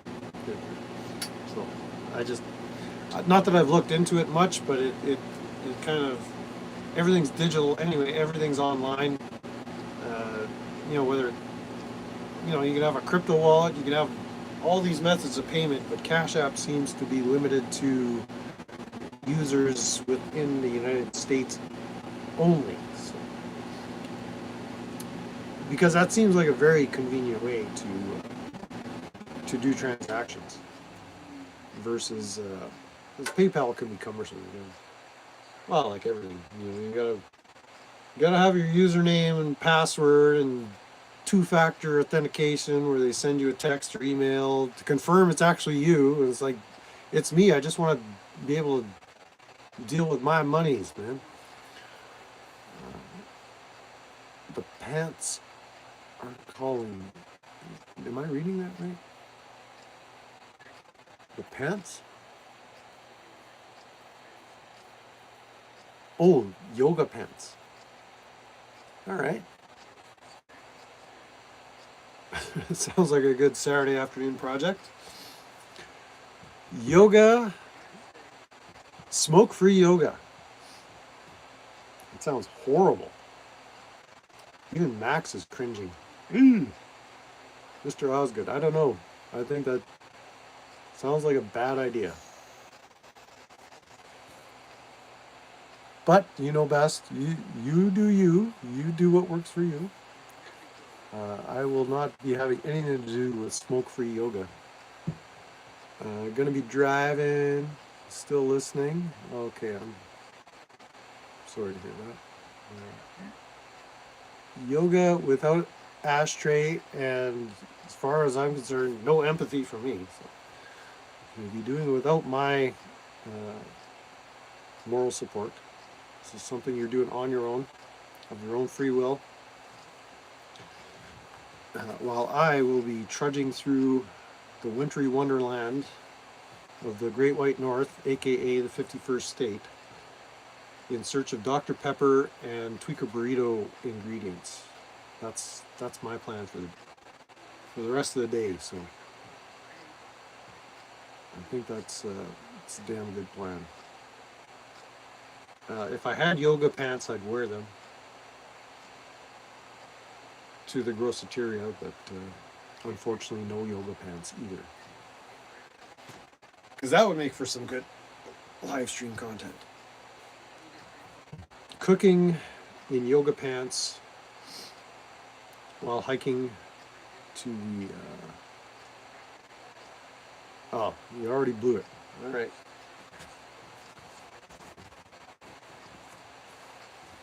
Maybe I should have been more willing to offer some moral support to you. I don't want to be the cause of your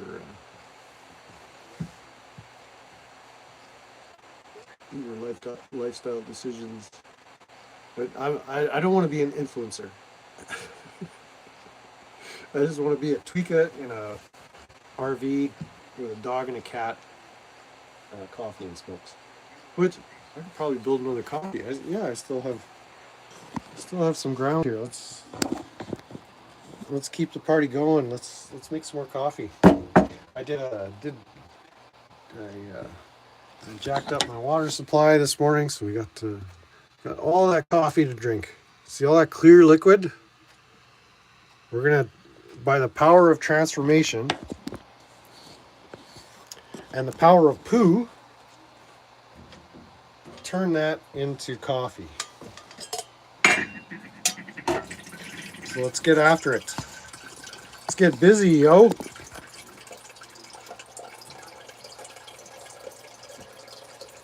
We can do this. Ooh, I can taste them Tweakout burritos already. And I don't like what I'm tasting.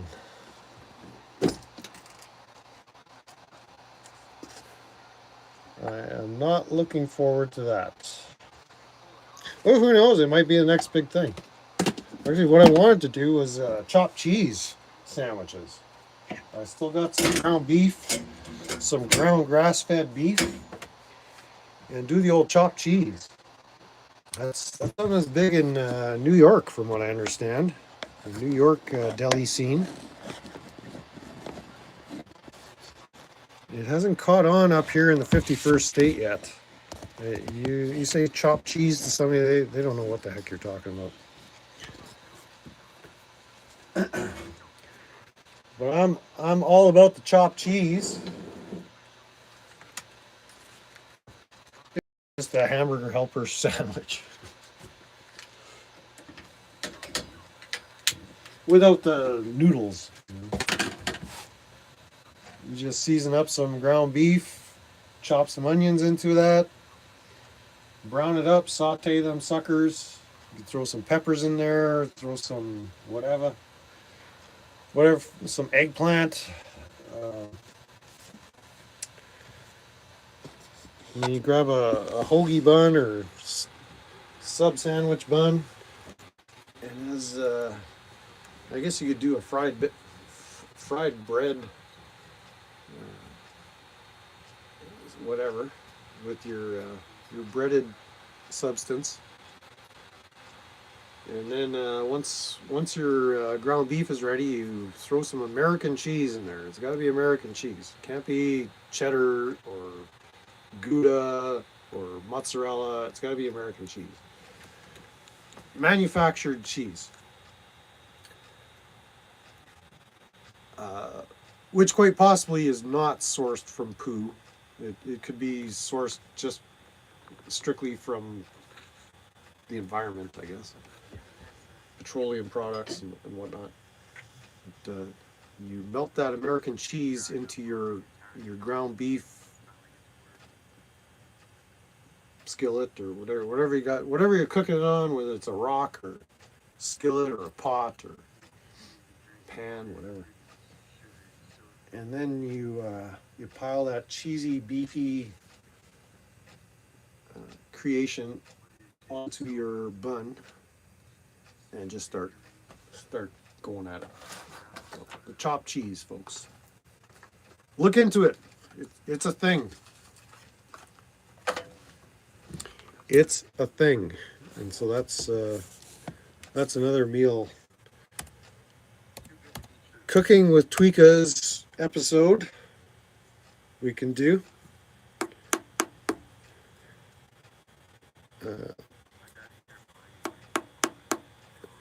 Must obtain the Pit Viper sunglasses to. Oh yes, yes.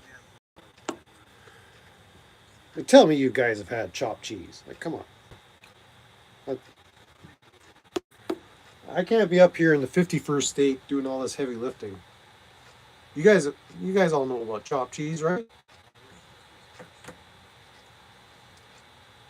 No, I can't stop thinking about chopped cheese.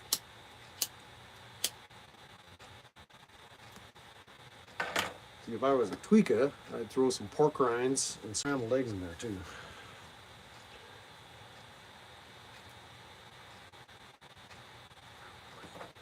But I'd eat a half a box of cookies before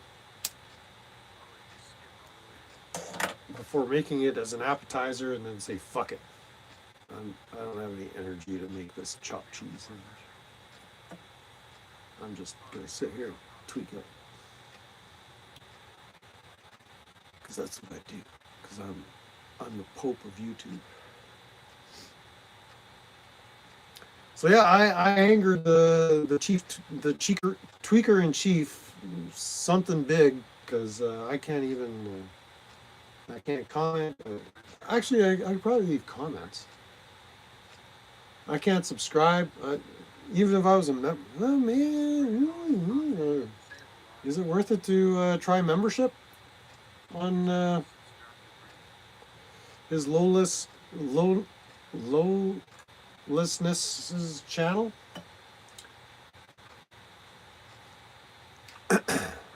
That might be a project. What are his memberships worth? Hopefully, if they're like 50 cents or something, that might be an investment. But let's look up what does it cost. We'll ask Google.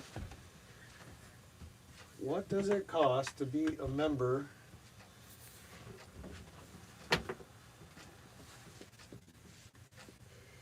of the Supreme Tweakers YouTube channel?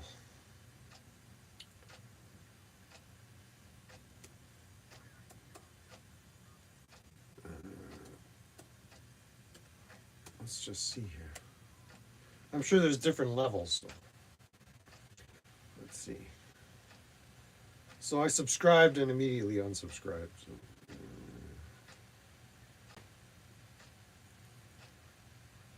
How do you okay, join, access to membership, $2.99 a month, American. That's a lot. That's for the next level. A member is $4.99 a month. Direct D level is $9.99 a month. The I want more access exclamation point level is $44.99 a month.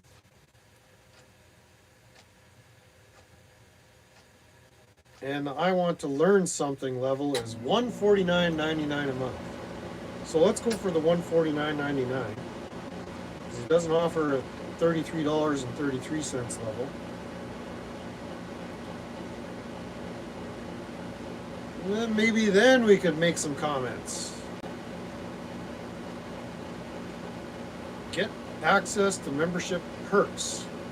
There's loyalty badges, custom emojis, which are gay as fuck. Members only polls. Ooh, this looks good.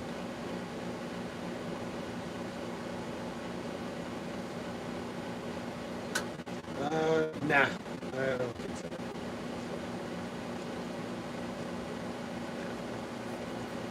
Not gonna do it. Not gonna do it. Where's my coffee at? Where's that coffee?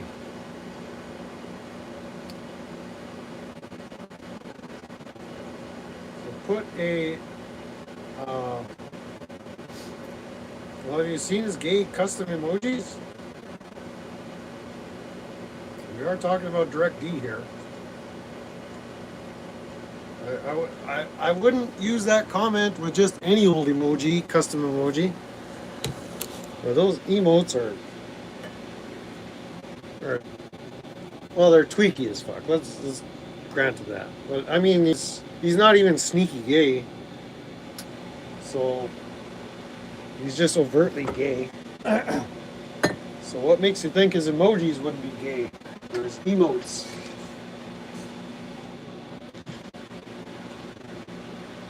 Well, I'm standing by my initial assessment that you go on Direct Delusion's channel.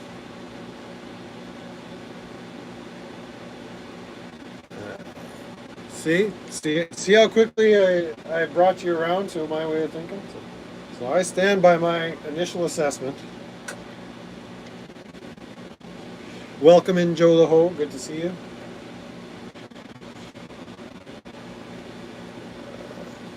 Are you a member at DirectD? Put a 1 in the chats if you're a member of the DirectD community, which is basically declaring that you're gay. Anybody? Any ones in the chat? You got 2. I think that means you got to take a dump. Joe missed the whole poo talk, so he's not going to get a lot of these jokes. I would stand watching his tweaks more if I could comment, but I'm like perma blocked there. So what do? Tweakout wants to limit his. He's got an exclusivity there. So there's nothing I can do to help enhance his tweak.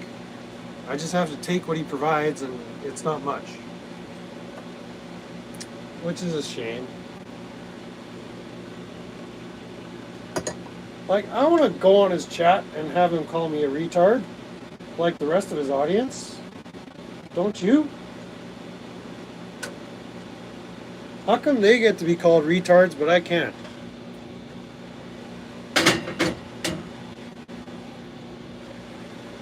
Huh? Is that fair?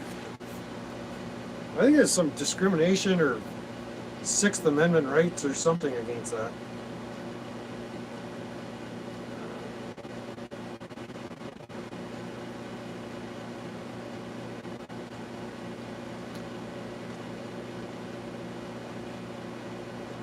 So his tweaks are, there's a certain quality to his tweaks, but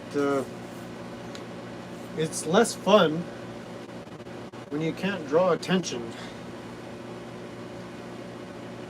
to the fact that he is the king of the tweakers, second only to the entire nation of India. Because they're, well, okay, going back to the poo discussion, kind of makes the India position as winners of TweakFest 2025 a little different. So. Because they know the poo. They've got a deep understanding of the poo, which I just shared with you about 20 minutes ago.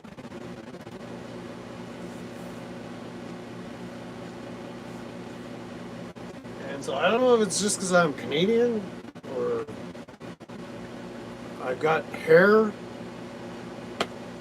I don't know. I don't have a neck tattoo, but I definitely feel discriminated.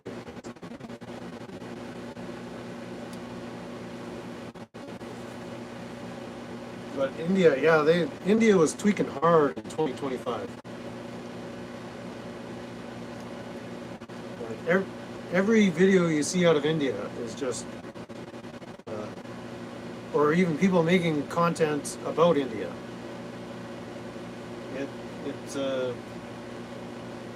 It's just on a whole different level to what we're used to here in North America.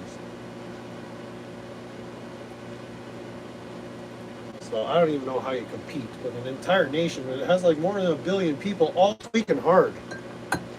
Like what chance? Like they're just dominating. They're just crushing, man.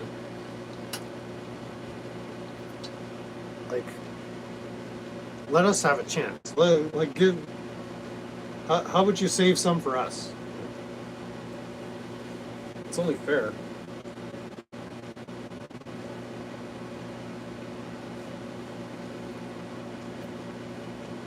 Oh well. Can't always get what you want. And I can't chat on DirectD's channels. So poo to you. Yesterday I listened to George Harrison. Yeah, I bet it was pretty tweaky, man. The Bangladeshis, they're right up there too, man. I know it.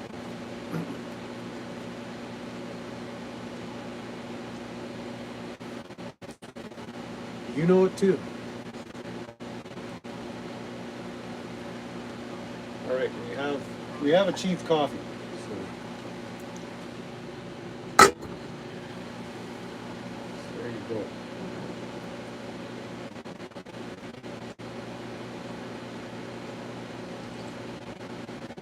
Ravi Shankar is amazing. Some parts of India seem better than others. I have to trust you on that one. I just see a big landmass filled with tweakers.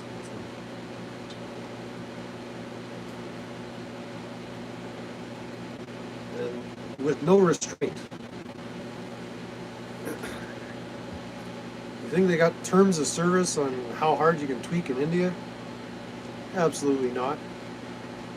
Much more free society if you really want to get down to some hardcore tweaking. Down near Pakistan, oh yeah, I'm sure it's lovely there. Dad's got the DVD of George Harrison. Did you see the gangsters walking them out to the stage? Phil Spector. Phil Spector was a bit of a tweaker, wasn't he? He had kind of mastered the fine art of tweak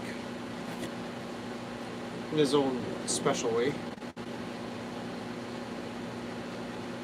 Some pieces have poop throwing. Yeah, that's what sealed it for me. Was the footage on Bowstream of the poop festivals, and then the Danish cookies. I mean, if you see the Danish cookie manufacturing process, here, pro tip: when you go to buy those Danish cookies in those nice round tins, the blue tin with the shortbread cookies, flip them over, and if it says made in India, just chuck it in the garbage. And if you're not convinced that I'm correct, just look up on YouTube Danish cookie tins manufactured in India, and that'll settle it for you.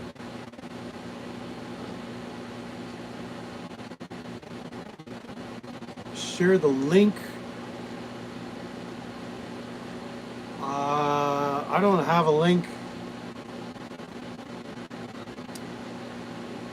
You're the one that told him about the poop festival? Well, Joe, you're the man. That was classic. That was absolutely classic. So Joe knows. And so hats off to Joe. He's the one that brought me around to the deep understanding that India, as a collective society, culture, and people group,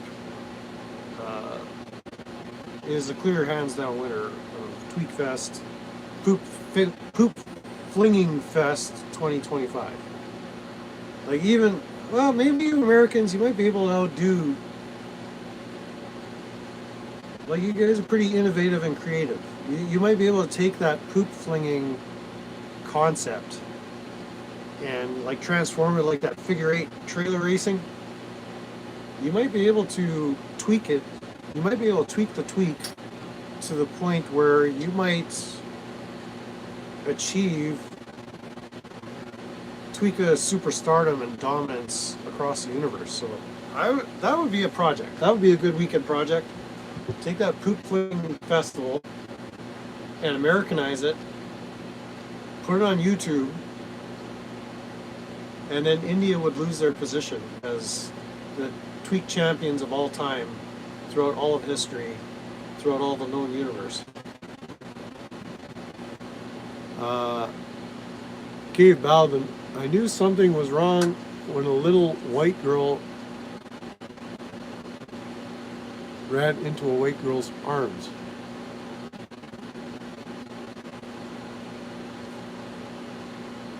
A song? A black girl's arms? Well, it's not the Americans would weaponize it. I mean, it seems fairly harmless unless unless you were kind of into this warfare concept, but I think you Americans could innovate to the point where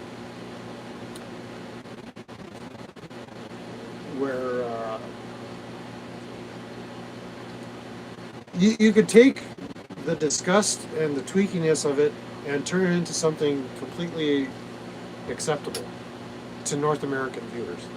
And then we'd all be buying Danish cookies made in India. I notice you go to the store, I don't know if this is in the States, you go buy pickles, those jars of pickles, they're all made in India now. So I'm not buying them. I'm done with store-bought pickles. So unless I'm canning them and jarring them myself, I'm good. I'm good. I might have to start ordering food without pickles. They seem to have cornered the pickle market for some reason. It makes more sense economically to import pickles from India than to make them here, because pickles are basically cucumbers, salt, and water. I don't know. Can somebody make that make sense?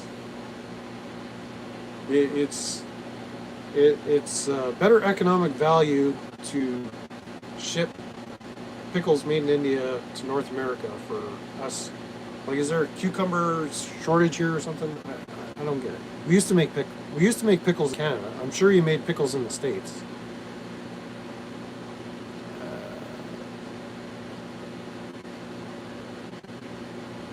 Making the blue COVID mask, yeah.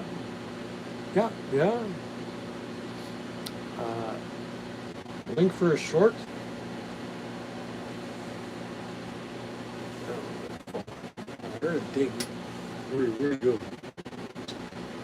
Oh. Let's see this. Let us see. This is going to take me anywhere from a minute to several hours to figure out how to do this, so just bear with me.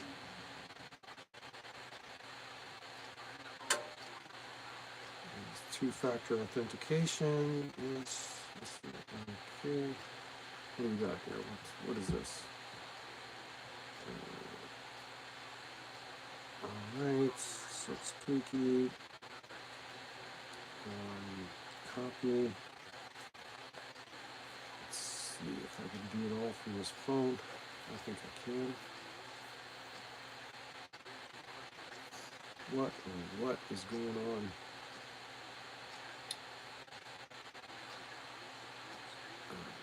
Boom. No, I'm almost there. We're in.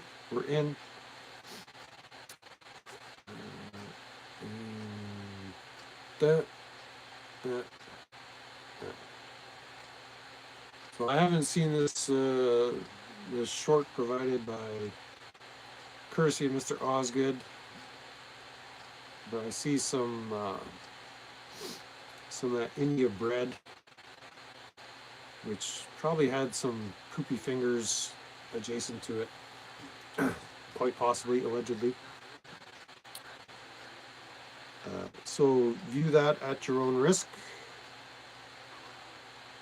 Poop fingers on Zoom in slow-mo. Yeah, already. See, this might not be suitable for North American audiences.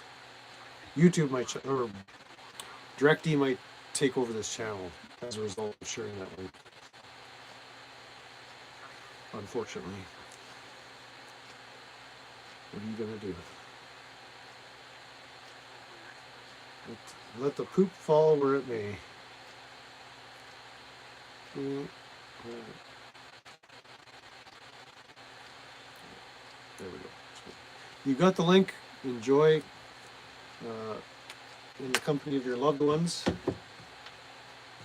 Possibly have a roll of toilet paper handy as you're reviewing it.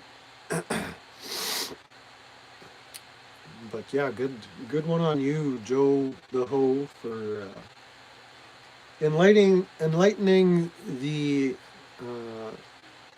Bao multiverse audience of the uniqueness of the Indian culture. We appreciate that. We appreciate you. You're doing God's work.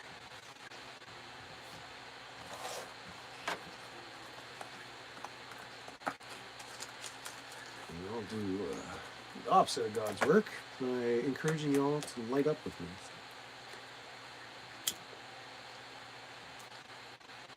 There you go. There you go.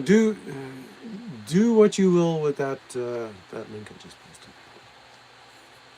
And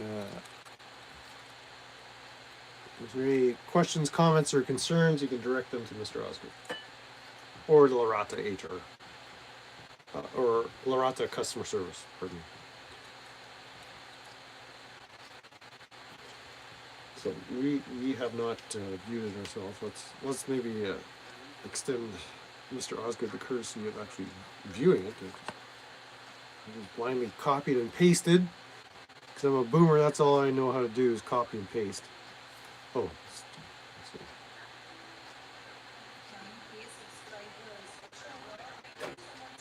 I see some rotis. Or what is that?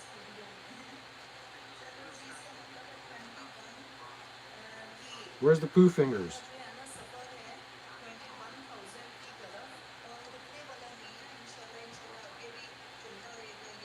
I don't see any poop fingers yet. It's just building tension here, sense of anticipation. I want to see the poop fingers.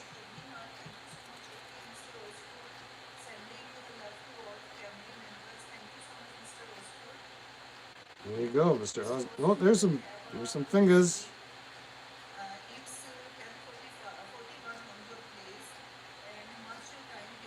There we go.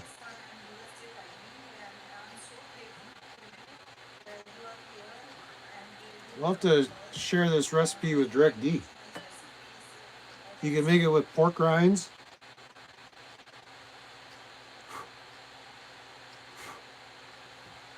And diaper squeezins.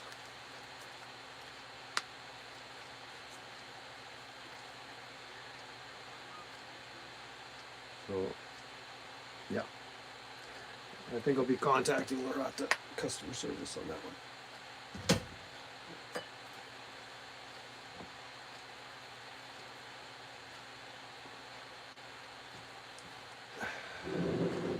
So there we go. India still asserting dominance over the tweakerverse.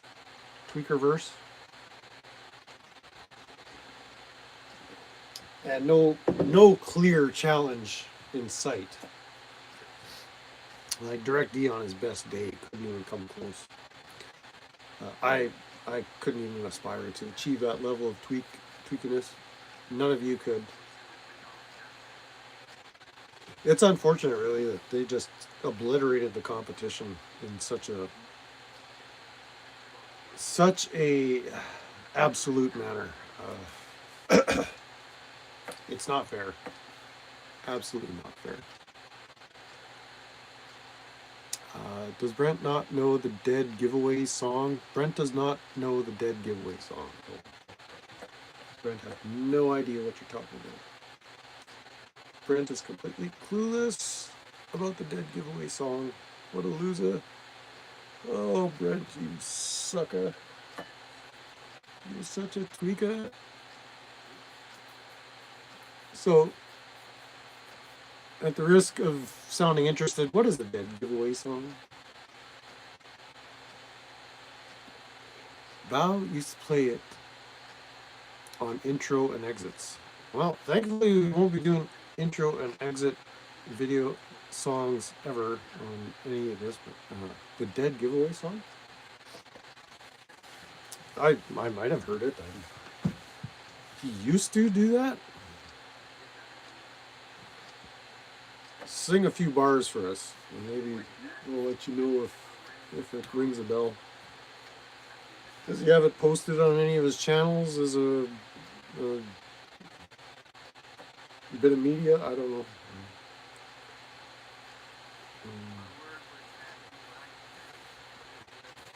I'm not familiar with the terminology of the Dead Giveaway song. Max, do you know what that is? you've watched all Bal's live streams with me. You remember hearing the Dead Giveaway song? Max is shaking his head.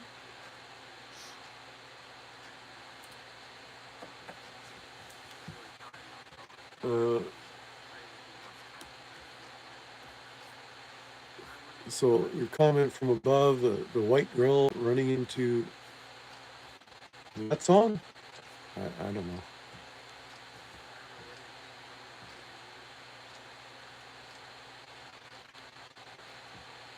I do not know. It does not ring any bells at this moment in time.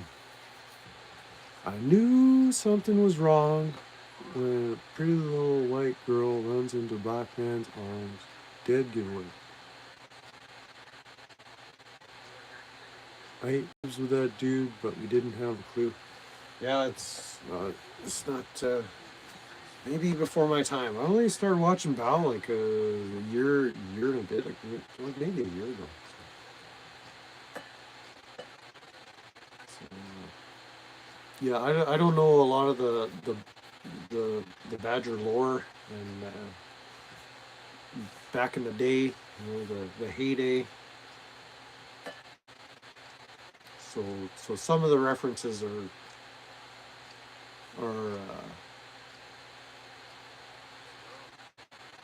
lost on a noob like me.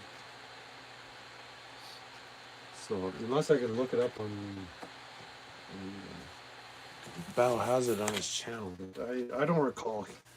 I am not familiar with that content. Still not charging for some reason. What's going on? Oh yeah, we charge. Okay.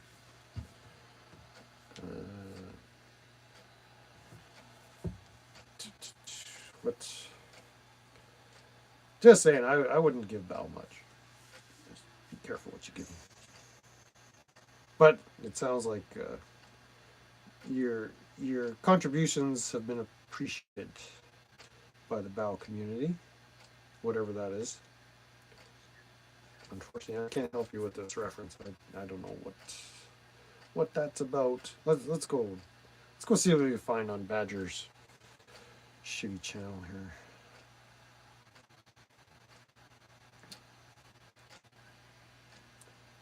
I don't think it'd be on Smurf Watch.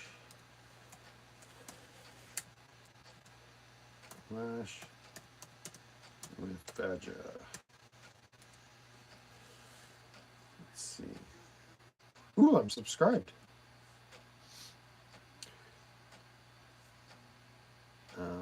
I see I see cookies.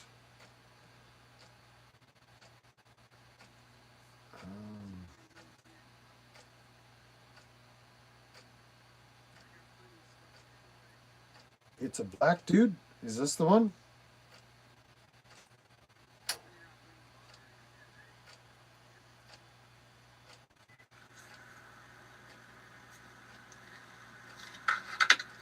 It's fun. You get something back. Oh, that's me. I don't know. I think this whole box is probably worth, if I had to guess. Let's turn the volume off on this. I bet there's this Tweakout. $300 to $400 worth of stuff in this box. I mean, Yeah. There we go. Turn you off. Turn you on.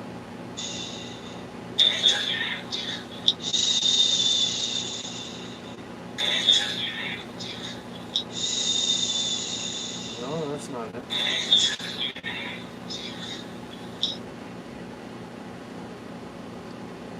Unless you've got a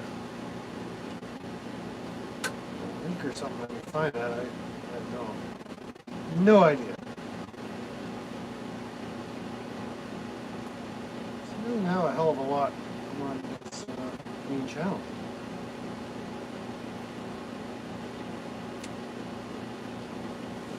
I don't think I've been through a lot of his Smurf Watch transparency content.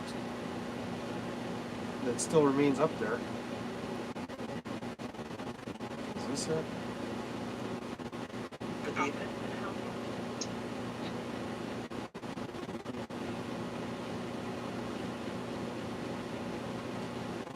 That's it. Okay, so the mystery song will remain a mystery until we can get some more corroborating info or something. What's this? Can you repeat that again? Yes, ma'am. He's at the front, and he's got a live stream. About Video? yes, the video. Are you? Okay, I told the security that, and they said they're No, aware. it's just a clip from the live stream. It's garbage.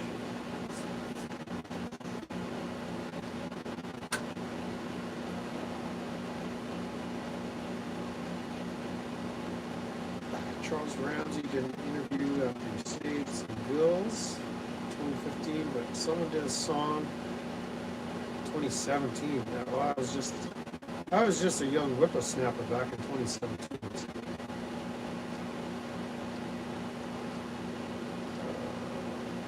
Dead giveaway song, Charles Ramsey. That's worth a try. Let's see what this search produces.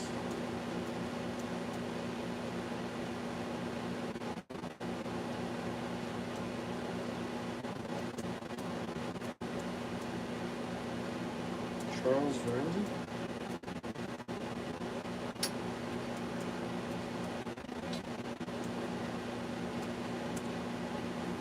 Let's see what we got.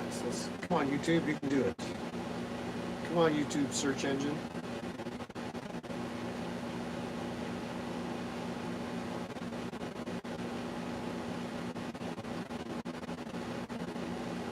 So there's all kinds of different takes on this.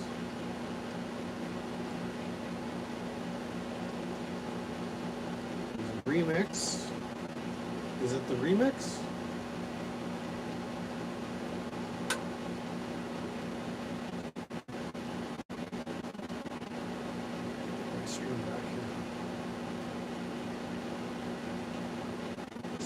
Let's just be patient. Let's just take a breath here. Let's just see what we can find here. We could have struck gold. Let's just be patient. Let's just take a breath here. Let's see.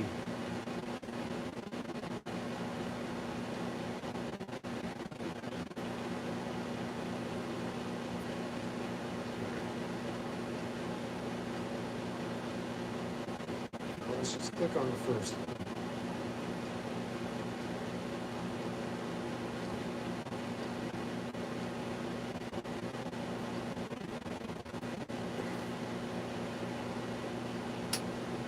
I'm talking with Charles Ramsey. He's a neighbor. Walk me through again what happened this afternoon. I knew something was wrong when a little pretty white girl ran into a black man's arms. Dad came away.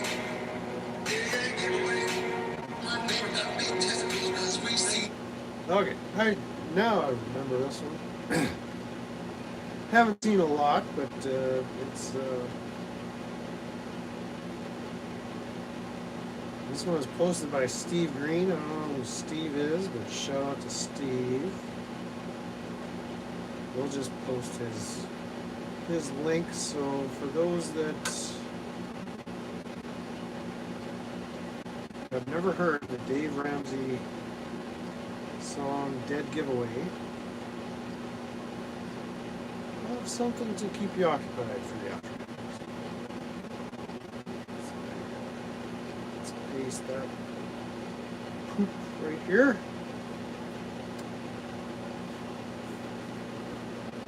Pasted and posted.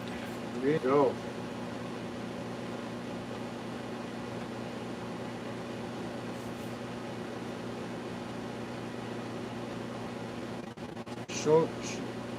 Moyoho is the one. Well, you can post that one too.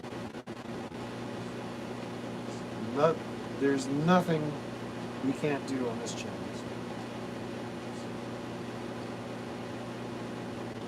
There's a full version, and then who's the remix? That's by Forcer.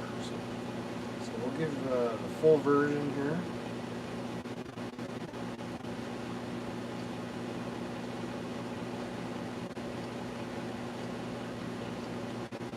Come on. Load it up. Load it up, man. Come on, I got some pasting and posting to do here.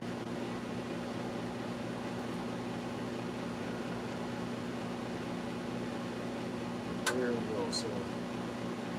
So we are expanding on our own collective knowledge of the Clash with Battle lore, which Joe Ho is a pretty integral part of.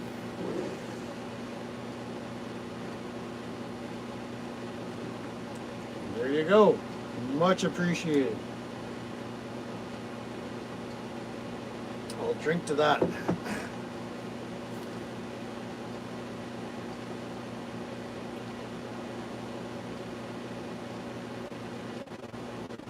So we're learning as we're tweaking.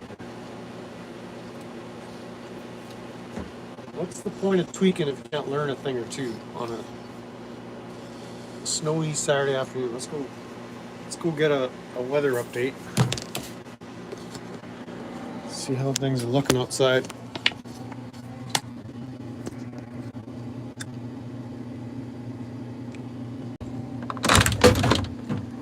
Oh dang, still snowing. Still snowing, look at the old pickup truck. Covered. I was just sitting in that chair like not too long ago. Look at the table. Had an inch of snow on it. Now there's like 4 inches, 5 inches in there. Dang. I'm gonna have to ride Max to the grocery store like a horse. You have to get your snow boots on, Maxie.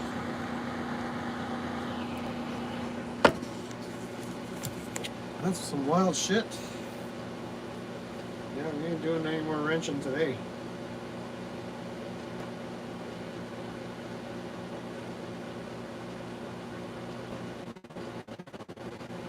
Today is an inside day. Well, there's lots of stuff I want to do outside. I guess you're just looking at my water jug there. Some good content. Take a look at my pre-coffee supply. Get your snowsuit on, Maxie. Hey, you got your long johns on and your toque. I think you guys call them a beaner. Let's turn this into a beaner stream.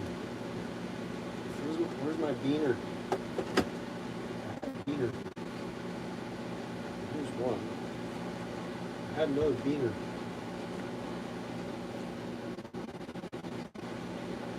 Where'd the other one go? Can't have enough beaners. Let's turn this into a Tim Pool stream. There we go. Looky here, looky here. We got the rocking the beaner. I wonder if Lemmy would ever wear a beaner. I don't think so. My notes. Max, you need a beaner?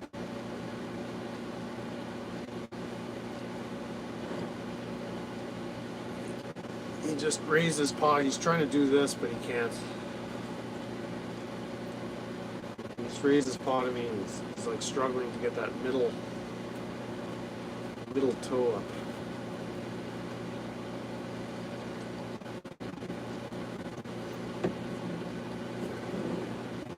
I hope people aren't harassing Val. I hope they are.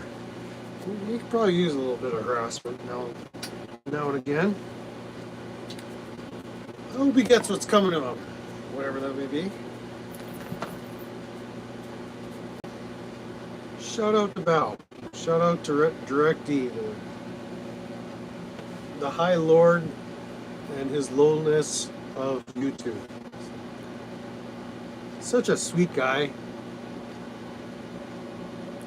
So don't ever say anything on the internet you don't want to get back to Direct D, because his delusion will kick in. He'll hit that water pipe and dox you and do shitty things. I guess he doesn't react the way most people react. That's from his own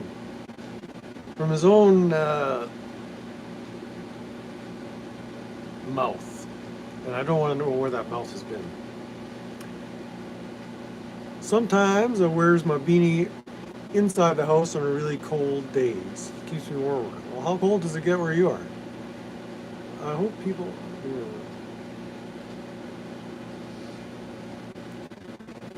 it got down to minus 25 degrees centigrade. This is about, I think, minus 10 degrees fester last week, right around Christmas time. Now Max wants a beamer.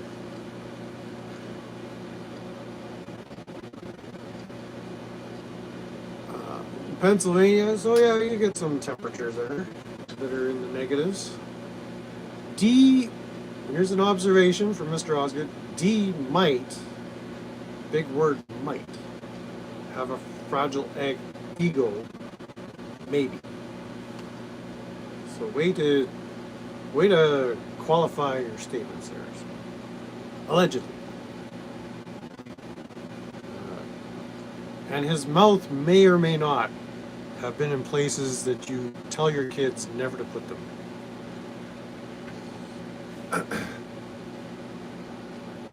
Northeast Pennsylvania. Oh, so yeah, that's.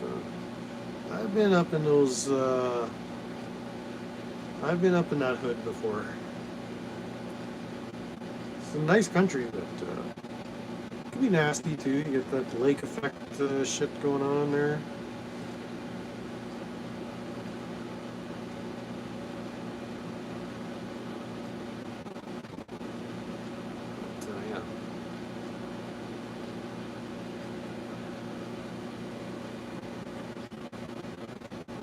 Why don't you go back to your nap? There you go. That's it.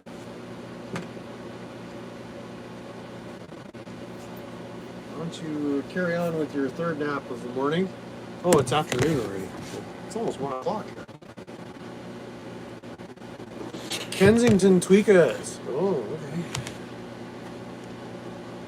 Yeah, very mountains. It's beautiful country. I like those.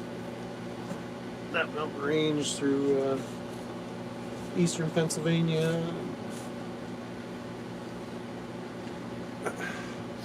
upstate New York. Very, very beautiful, and the potential for some scary weather.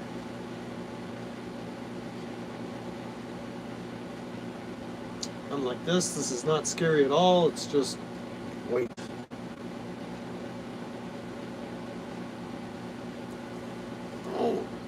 Dad and Daly are neighbors. There you go. Is this your address? Will you dox yourself?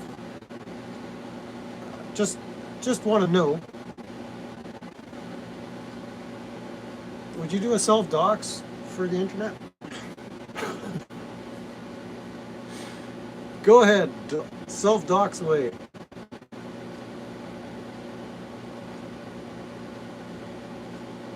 And Joe's been everywhere, so his address is basically Earth. He's lived everywhere, at least in the United States.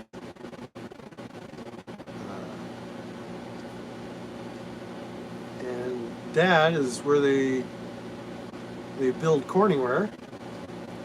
True story.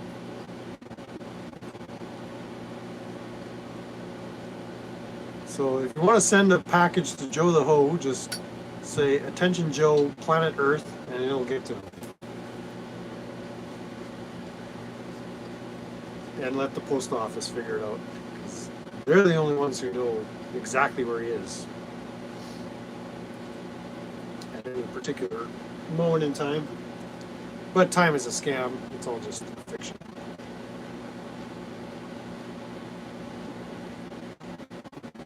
But yeah, Joe's spatial coordinates, they change quite regularly, frequently, often, allegedly. So very difficult to dox himself. Now they claim they can't get your mail to you. Oh, how wonderful. Why exactly are you paying taxes for a service that they can't even get mail to you? It's the math ain't mathin', man. But we do know, if you wanted to send a package to a certain tweaker in a shed in Arizona, exactly his space-time coordinates. So. You're avoiding service. Okay. There can be times and circumstances that require that approach. I'm sure it's a strategic decision.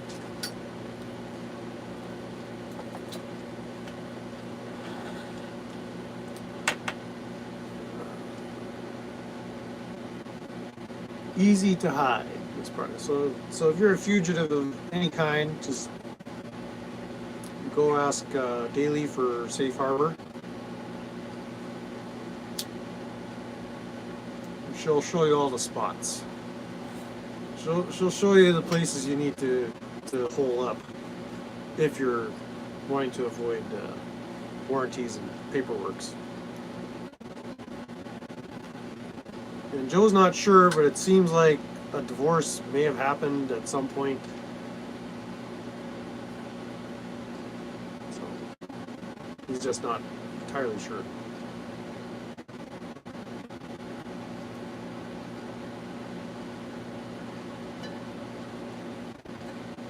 See, he's still unclear of the details. Could have been 2-3 years ago. I don't know. What details?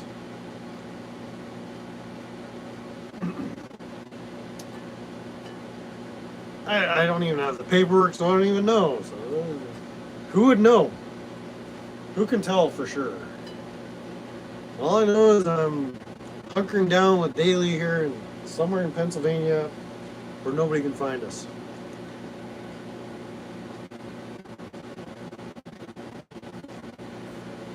I'm just not dealing with it.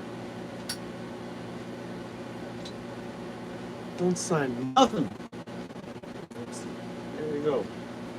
You want my signature, you're gonna have to pay for it.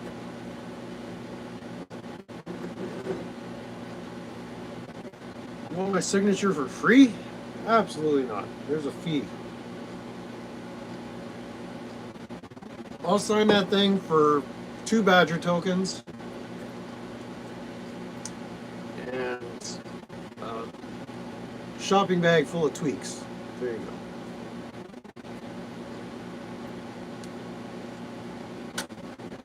By the way, the Bad Badger token sale continues through 2026, through the month of January only. So I do have Bad Badger token available at the low price of 200,000 per signature. Oh, yeah, that sounds fair. So Bad Badgers, yeah, 200,000 per Bad Badger token this week only, and possibly next week.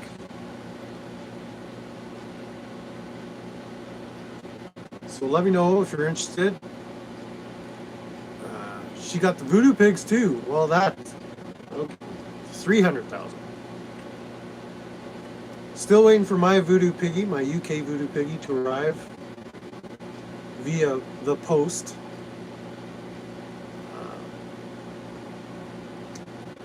That's a big loss. That is not good. You couldn't use the Voodoo Piggies to prevent the seizure of the Voodoo Piggies?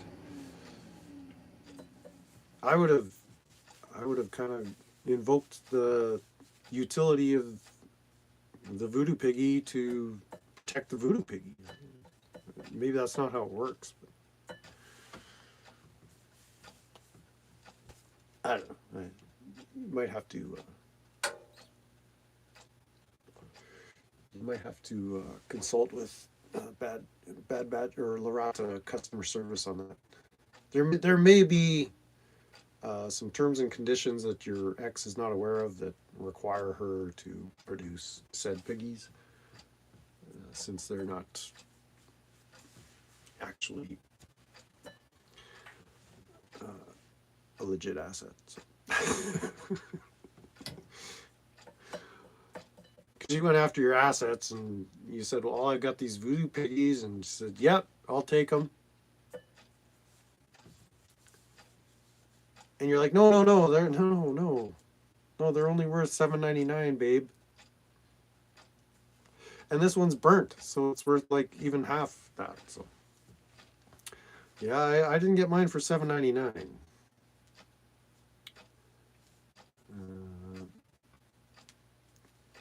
But mine is a UK voodoo piggy with all the accessories plus extra stuff. So there's the UK hat. I think there's a rain slicker. There's nooses. There's all kinds of goodies being shipped to my filthy little farmer hands as we speak. So yeah, U.S. Postal Service, they probably take them about 17 weeks to process. I don't know if it would go through Chicago or Denver. And then once Canada Post gets it, it's anywhere from another 12 to 65 weeks before I get it. So we're waiting. Should be here anytime.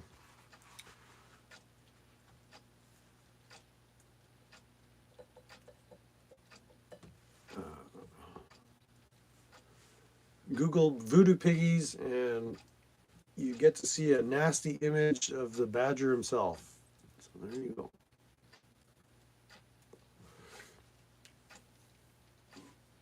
What if they caught in customs because magic?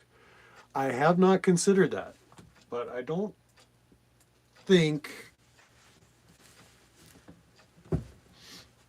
customs comes into play, because if I know Friends in Code, he probably would have taken measures to prevent that inevitability from happening. So he's got skills. So I think it's just a matter of time, waiting for the postal systems in our respective countries to get their shit together, which I'm not expecting to happen anytime soon. So yeah, anywhere from another 6 weeks to 69 weeks, and it should be in my filthy little hands. If Aiden shipped them, no. Yeah, that would be it. That is not advisable. I wouldn't trust Aiden to ship a box of tweaker burritos across the border. I mean, that's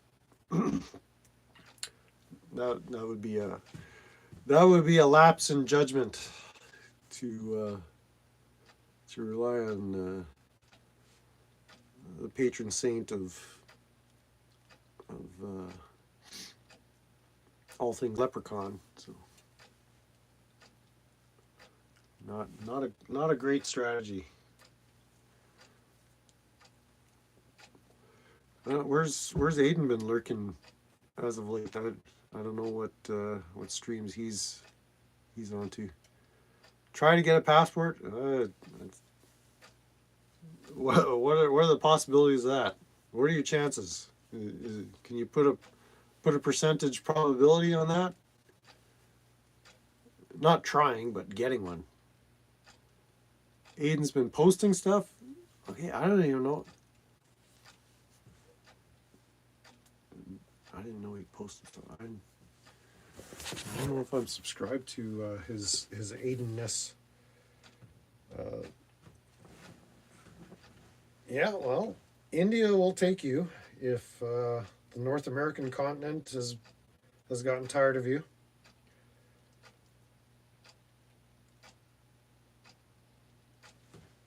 India is definitely open for business.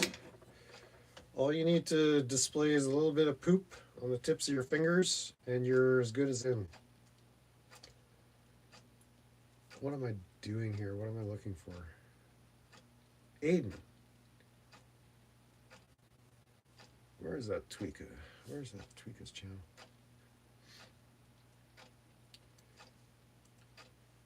Is it just his name?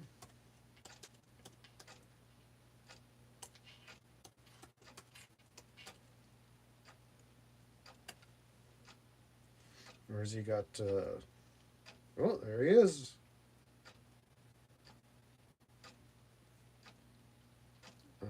About this channel. He's a human being, not alien.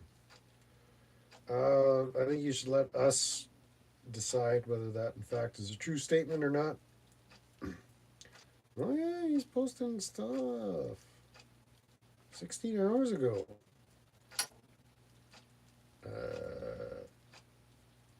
Well, let's go ahead and subscribe to this Tweaka. Yeah, I think I did a stream where I was posting everybody's links and saying subscribe, and I'm not even subscribed. Whatever. Aiden might not have been there that day. You know, we'll stick with that story. But here's anybody who wants to follow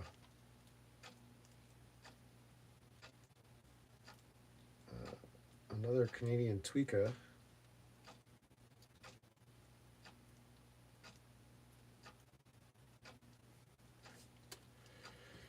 Use at your own risk, I guess. There's the link to Aiden's channel. So shout out to Aiden.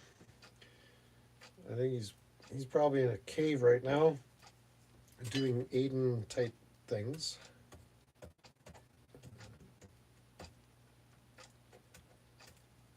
Port Angeles next day passports.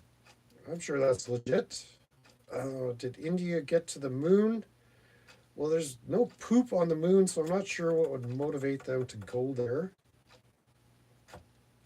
But it's entirely possible. I don't know. That's kind of in the sphere of things I'm not interested in at all. Venezuela wants you. Yeah, go for it. I don't know. It's like, might be better places to go.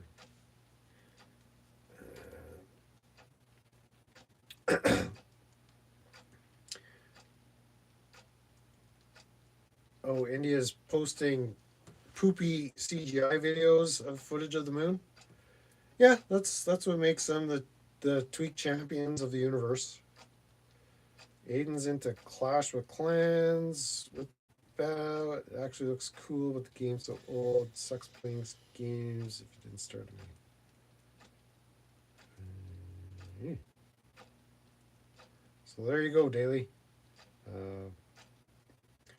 If you want to get to the bottom of where India's at, just research the poo, and that'll get you to the dirty details you want to know. But horrible CGI video, that sounds right up their alley. That sounds like something a Tweaka Nation would do.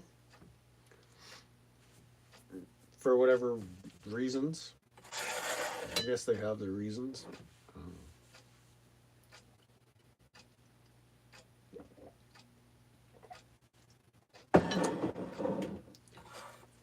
But yeah, so yeah, Aiden is active posting, but I haven't seen him scallying anywhere.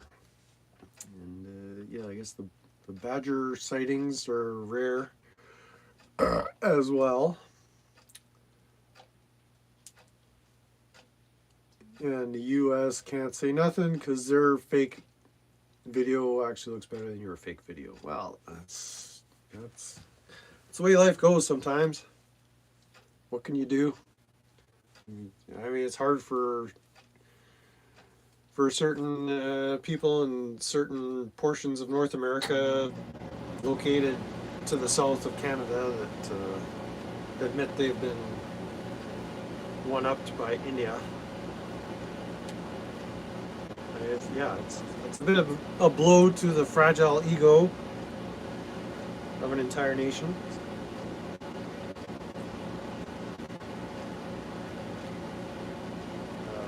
What's the matter? You has come out of his coma for some reason.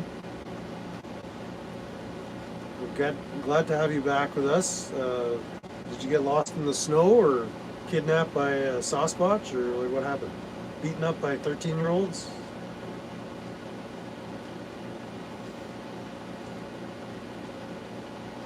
Everybody say hi again to What's the Matter You. I was back in my coma. Zonked the hell out. He's trying to out-tweak India, but my bro, you have no chance.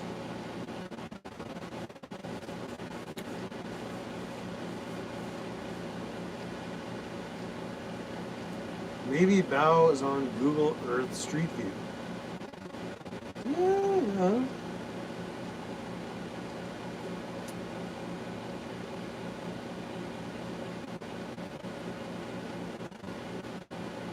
Now the question is it the real Bao or the clone Bao?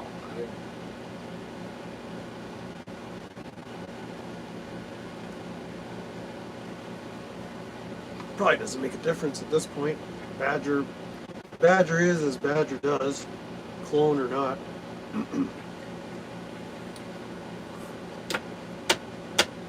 Oh yeah, I guess Daly wandered in just as What's the Matter You was zoning out, zonked out, zonked. There's some zonking going on. We got tweaking, zonking, pooping, and Mr. Osgood is attempting some pissing.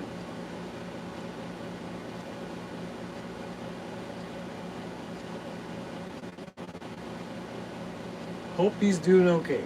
I'm sure he's doing okay. But I hope that for everybody. Even DirectD. I hope he gets okay. I hope DirectD is okay. Humanity would benefit if DirectD was okay, but unfortunately he's not.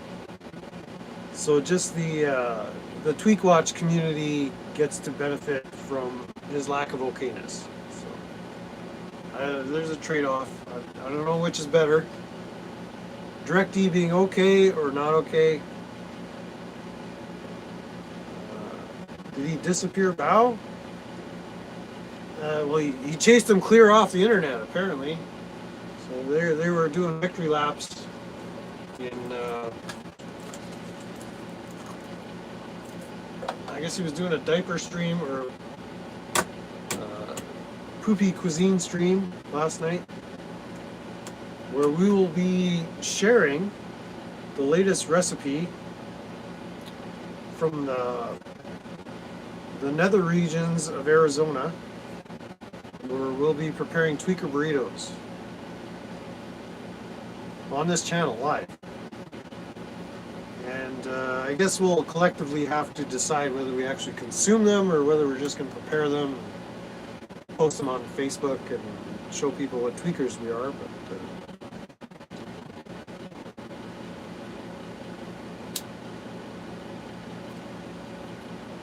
as the gatekeeper of YouTube, I think he's somewhat, in one sense of the word, been able to disappear Bao, as you put it. Or maybe Bao's just being a lazy degenerate and not posting anything, because that's what lazy degenerates do. I've been there. I know what that's all about. So.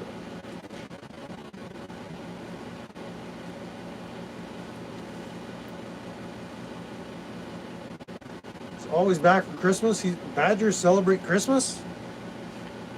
Vietnamese badgers are into the Christmas thing. I don't know his patterns, other than that lazy degenerates have no discernible patterns. So,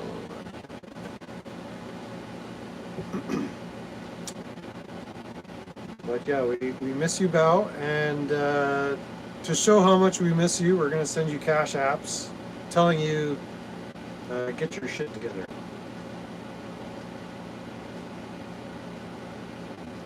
Drinking streams were good. I don't know. I like the sober Bao. I remember when I first tuned into Bao, he was guzzling whiskey on the live stream. Like, yeah, I don't want to sit here and watch some guy get hammered. That's not fun. That's just me. Maybe having a history, knowing what alcohol does to people. So. It might have been comedy gold, but I don't have access to any of that old streams. If they made monies, I don't know why you would stop, because we're blowing cold air here. Just shut that off. Turn the old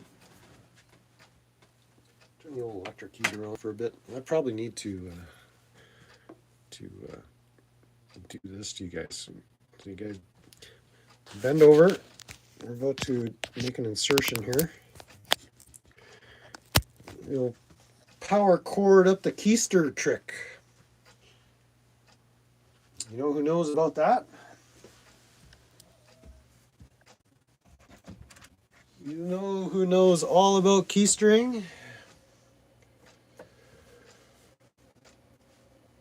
It's the YouTuber who cannot be named.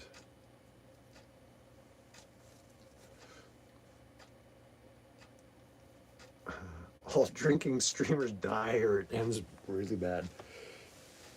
Yeah, I've seen some streamers where that's kind of, it's not their thing, but it's like this could get really uncomfortable. I suppose it at the level of tweakiness, but I mean, you could just go to the nightclub and watch some people tweaking out and do IRL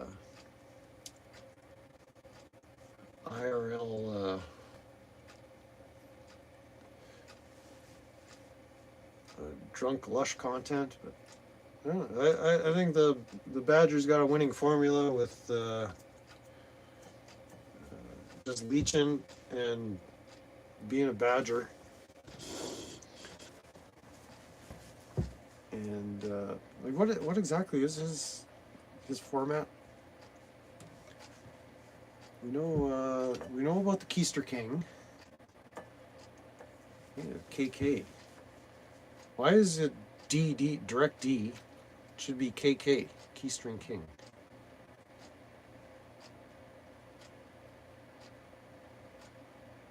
Yeah, I just completely stumped myself. Why is it direct D and not Keystring King? Keystring K. Or King K. Oh, we got King Chow Chow. Well, that's KCC. Definitely should be a KK in that YouTube handle. Fun and basic training. Nothing about basic training sounds fun. But, liquors and all that kind of stuff. Yeah, I don't know. Just shout out to the Vietnamese veterans, wherever you may be.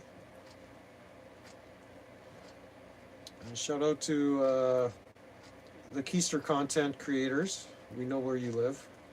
Literally, like to the exact coordinates.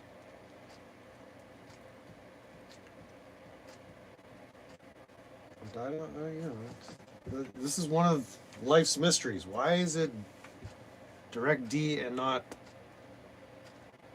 King of the Keisterers? This is a profound question. Anybody offer some insight? Like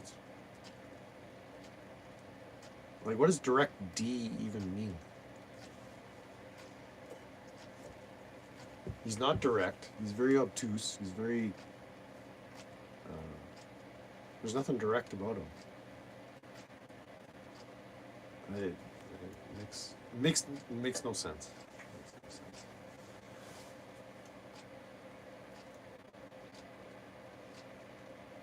I guess if you're a wannabe tweaker kingpin, you would choose a name like Direct D.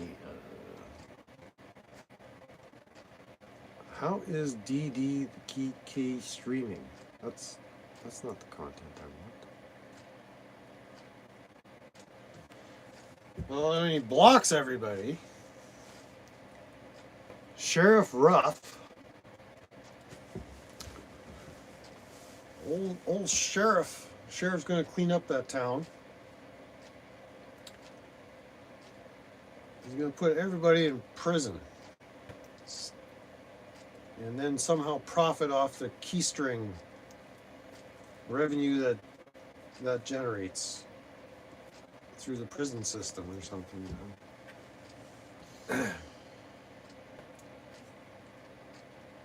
So if he runs his county the way he runs his YouTube channel, then I guess everybody that disagrees with him is just going straight to prison. Rights? You ain't got no rights. I'm a YouTuber. Straight to jail. Arrest that man and block him. Block him on top of that.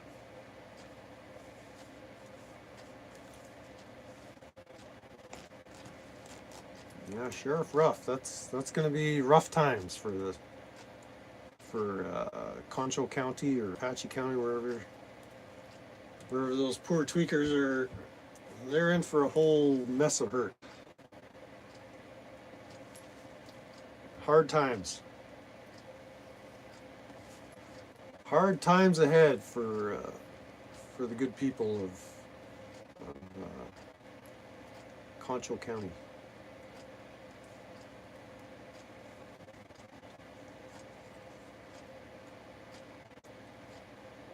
Well, what can you do? You're not going to vote your way out of that problem. So. You vote for Chris Ruff, you get what you get. That's my position. You got nobody to blame but yourself. So shout out to the prospective Sheriff Ruff. That sounds like a tweaky good time, man. He may have very well keistered the badger. The badger may be hibernating in the vicinity of Christopher Ruff's taint. Yeesh. Dang.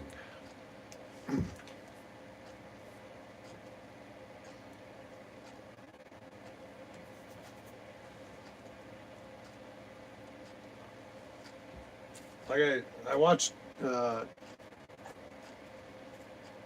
Direct Diapers streams, and I don't even see Aiden's sock accounts in there or nothing. So he must have found a way to block them all. Just block them all. Block them, Ryan. Yeah. Or maybe he's found a way to impersonate Val. And when we're watching, no, that doesn't make sense. I don't want to start some internet conspiracy theory. When Dee Dee told the phone story, I instantly asked, "What about the charger?" And he blocked you. Well, that's what any person who values keystring more than the truth would do. So that's an inevitability. It's a given. It's a given. So he probably blocked you and then went off to consume one of his tweaker burritos, which we are going to prepare in IRL. Well, not IRL. We'll do it live. Live in front of Max and Pepper. So usually they bug me when I'm cooking stuff, but I think once they see that tweaker burrito taking shape, they're gonna just crawl off the farthest corner of the RV and reconsider their life choices of why they became associated with such a tweaker like me. Badger, if you're in there, let us know you're okay. If you're way up in the deep recesses of the colon of someone who eats badger, or not badger burritos, but tweaker burritos, please let us know you're all right. That butthole gets him out of a jam more than once, I'm sure. I'm sure that butthole has saved him many a time. I'm sure it's gotten him places that you and I can only imagine. So yeah, we'll have to make a shopping list. We need pork rinds. I don't know if you need like the name brand ones or if stale ones are okay, because we're gonna soften them up in the chili. I guess we'll get the cheapest, crappiest chili we can find. Maybe even a dented can. We need eggs. So I'll see if there's any cartons that have any cracked eggs in them, so I can get them on discount. We need burritos. So this is not exactly burrito central here, so I might end up with some very stale tortilla shells, or not shells, but to make a wrap. So these could be quite horrific tweaker burritos.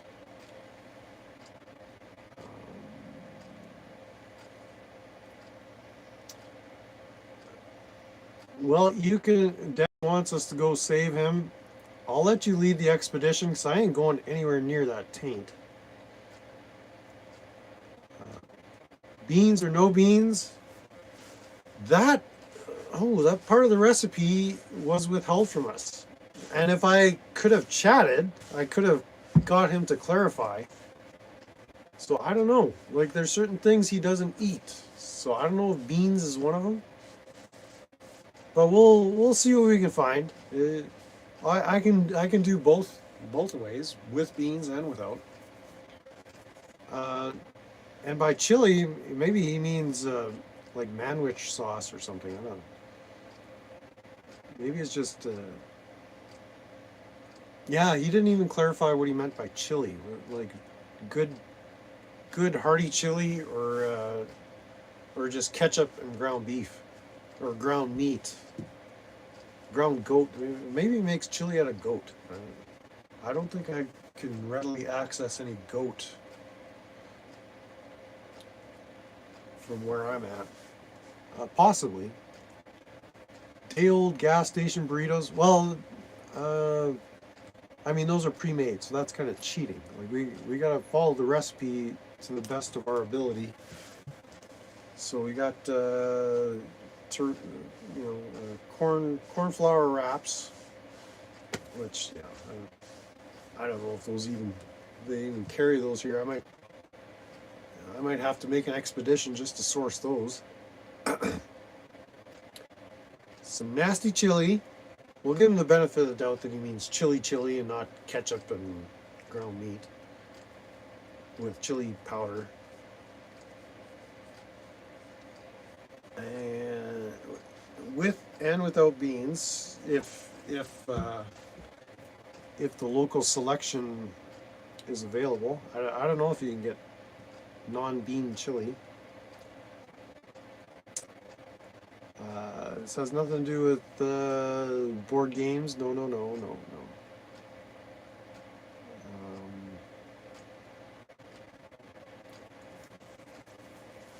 and then pork rinds. And I guess cheese, you can get them with and without cheese. So I've got cheese. I've got options. So those, the cheese I got. I don't have to purchase any cheese. With the price of cheese, I think I'd have to mortgage my dog to just be able to afford cheese. But maybe the gas station has all these ingredients. I should check the gas station. Dee Dee and Chili both pretty gay. Well, I've never seen them in the same room together doing the gay thing concurrently, so Chili is what Chili is. So. Gay? I don't know about gay. I mean, there's a certain affectation, I guess. I haven't watched Chili in a long time. Have not. We never came across as gay, other than you point out that's pretty gay in the 1980s sense. Definitely gay. Whatever. Chili, why are you so gay? Why are you gay? A straight gay? A straight guy? Ask a straight guy. Okay. Here's let's post this.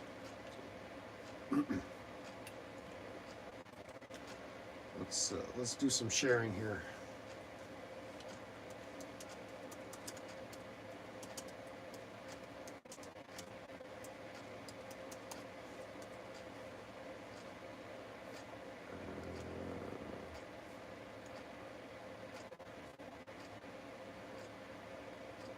I'm not going to do the full interview. We'll just do the clip. We bring you in the studio this morning. There we go. You guys must have seen this. So here's a clip you can send, a link you can send to all your internet targets there.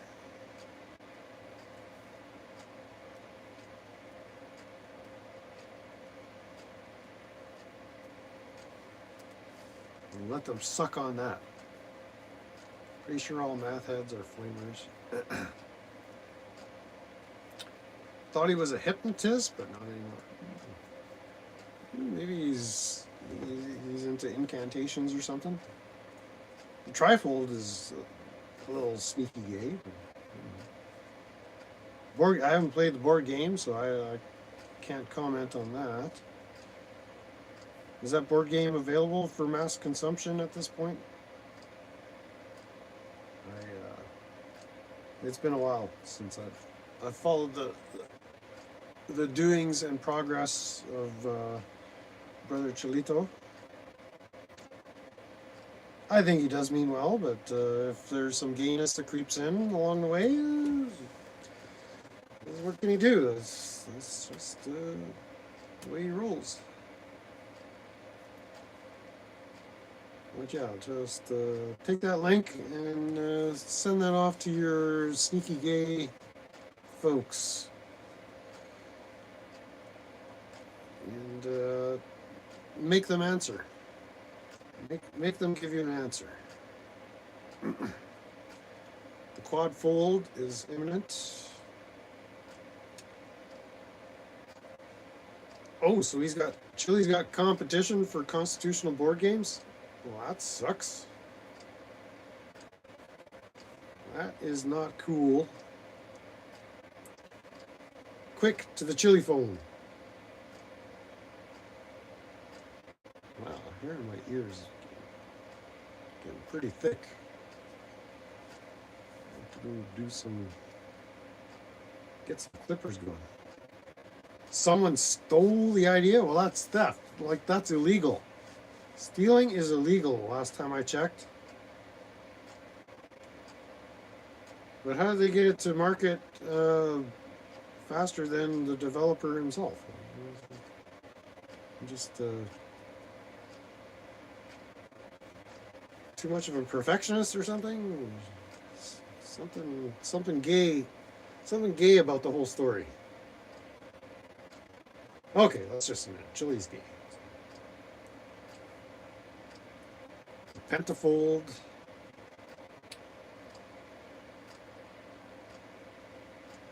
He told everyone the idea and spent 6 months in jail. The hexafold. Oh, now we're just. Mr. Osgood is tweaking out as soon as I think his trigger word is trifold. Or the trigger phrase is trifold. So be careful if Mr. Osgood is in the room and you blurt out trifold for whatever reasons. So everyone got a 6-month head start on Chili's $1 million idea.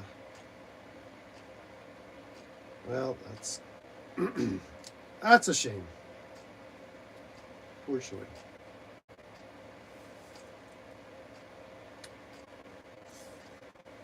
That's a shame.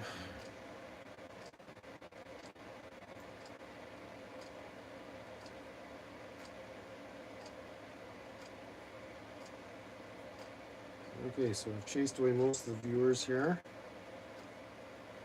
I've just got people that want to roll around in the poop at this point. And I'm still not any closer to my tweaker burrito, which I'm beginning to crave at this moment. The septafold.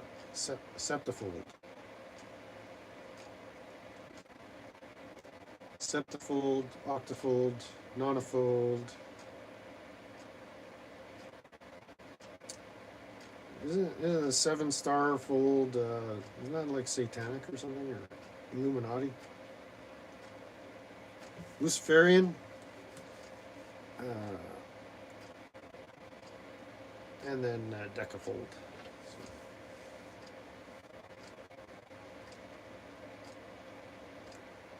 A self-lubing phone case. Well, now there's a $1 million idea. Did you get that, Ryan? You got to run back to Master D. Give him a quick lick. I still got to run to the store. I've done nothing but just tweak out here for the last however long it's been. And they close at 8. So I've only got like six hours and a bit to go before they close. I mean, it's not like I have tweaker burrito ingredients just lying around here waiting to be used up. Yeah, we still got to do a store run. I mean, the primary purpose of the store run is to get some more Dr. Pepper. But, yeah, those dry phone cases must really chafe his britches.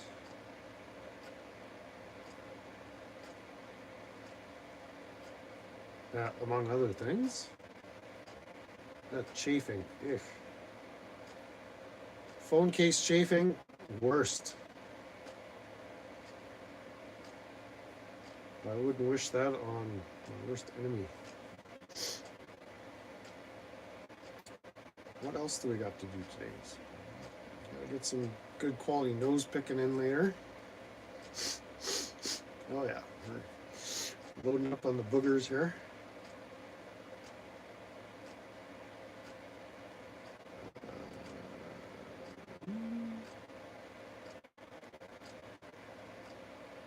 Albertsons? No, I don't think so. I think that's an American thing.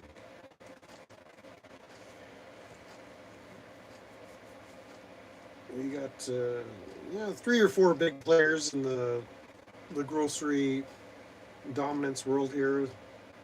So Albertsons not one of them. Not very many independents. I don't know if Albertsons. I know it's a chain, but. I'm familiar, I've seen Albertsons. To my awareness, not in the 51st state at the moment. Incredibly uncomfortable. Apparently, it was great.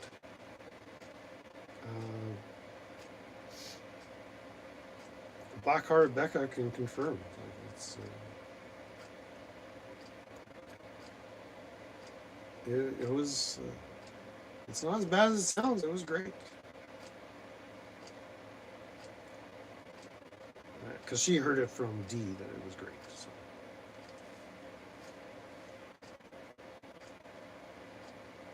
Kroger.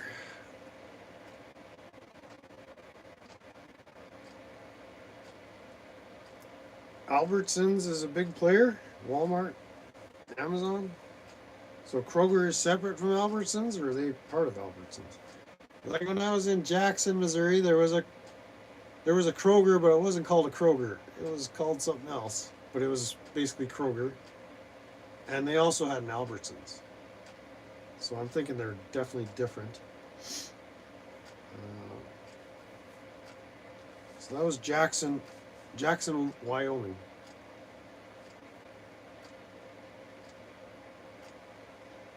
So yeah. The Larata Grocery is the only store you need to shop at for all your consumption needs. Yeah, I didn't get the flyer this week. I don't know if Voodoo Piggies are on sale at Larata this week. Kroger owns everything but Albertsons. Ooh. Nasty.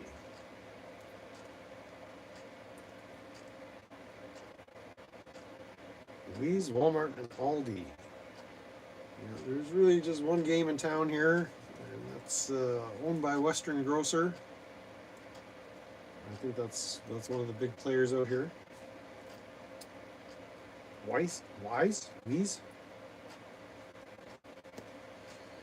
Never heard of it. I've heard of Aldi. Heard of Walmart. There's no Walmart here. There's one down the road in Kamloops.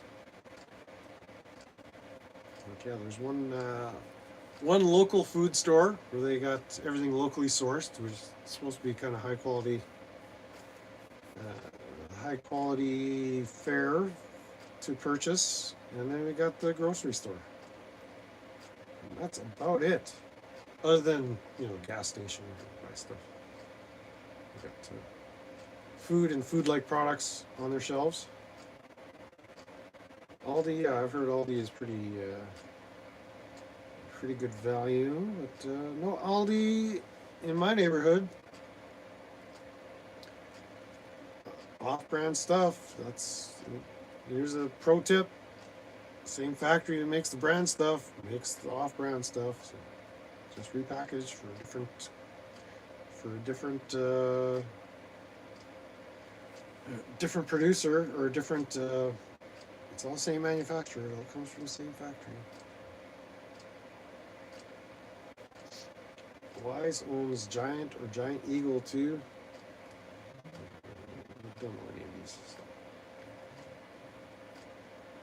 I could not care less.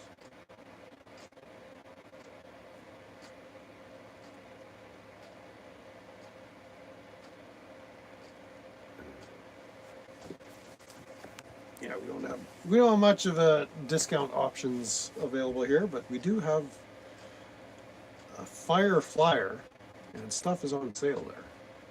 So you check the flyer, you see your purchases. I haven't seen any hot deals on Tweaker burrito ingredients.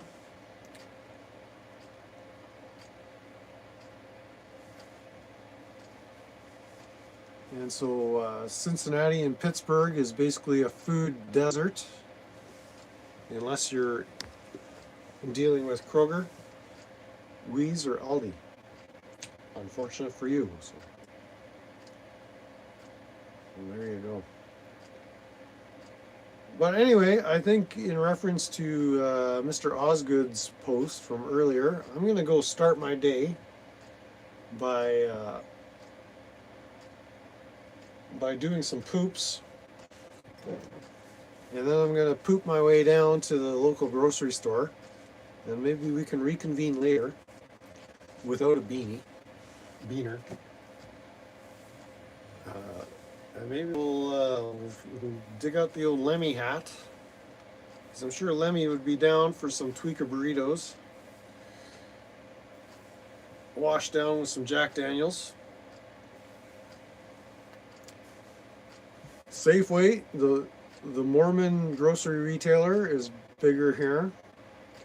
Well, up here, Safeway was bought out by Sobeys, which is kind of one of the big retail chains for food. And so, yeah, Safeway isn't what it was. And some of them are bought out by co-ops. So there's local co-op stores, grocery stores. But thanks for the nice stream. Well, that's a nice compliment. I enjoyed it. I enjoyed it too. Yeah. Careful driving. I'm just gonna walk there. It's like a quarter mile that way. A quarter mile from this door to the grocery store is like I've got all those ingredients, so I ain't driving nowhere. I have nothing to drive either. I'm not firing this Tweak Shack up just to go for tweaker burrito ingredients. I'm a walking. I'm with What's the Matter You, walking to the store. And then yeah, we'll see if the local piggers give me a hard time. Say, hey boy. I'll say, yeah, what's up, buddy? So you're not planning on making tweaker burritos with that bag of stuff you just bought, are you? I'll be, no. I'm just taking my Dr. Pepper and gonna sip on some Dr. Peppers, and maybe I'll cook up something later, but no tweaker burritos. No. No. I know you guys don't like those tweaker burritos. Albertson has subsumed Safeway too. Oh, see, Safeway, they're not what they once were.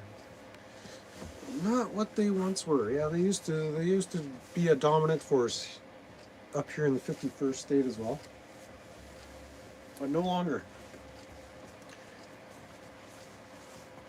So we're gonna get some thermal socks on, and trudge through some snow to get some burrito fixins. Is there anything else I need for my list? I've got hot sauce. I can always just spice them up. I got spices. I think just the bare ingredients. The eggs. Yeah, I'll find the crappiest eggs I can. I'll even maybe see if they got some of this stuff in the dumpster. Maybe they've got some old eggs and some smashed up open cans of chili.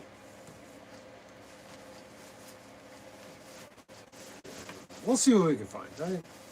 I'm confident we'll come back with something satisfactory. We can do this. Absolutely.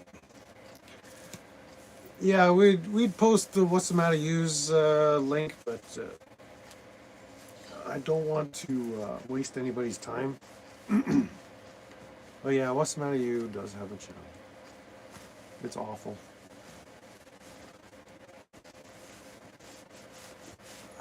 BlackRock and Vanguard. Well, Larata owns BlackRock and Vanguard, so that's kind of neither here nor there.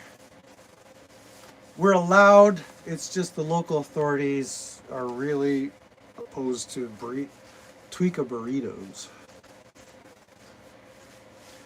So yeah, is there a replay of your sorry ass live streaming last night? Did you mark it public? Can we all watch your Tweakout? Go on YouTube Studio, make sure it's marked public, because we're all just dying to see your replay. You think you did? Alright, if that's the best you can do, I guess that's the best you can do. So he thinks it's on his channel, so daily, by all means, go go waste your time on What's the Matter Used channel and see if he may or may not have marked his live stream from last evening as public. My guess is he didn't, but who knows? I could be wrong. I could very well be wrong.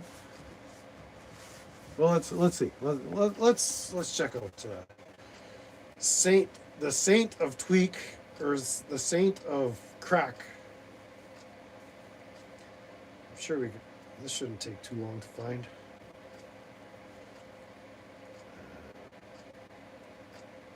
Or maybe it will.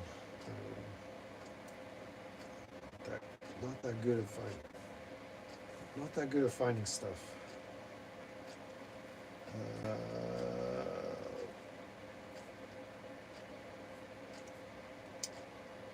There's a history.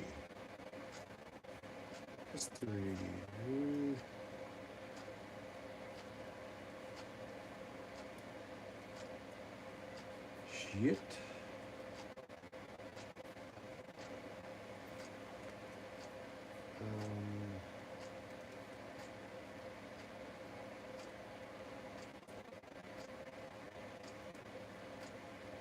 Here we go. Found it.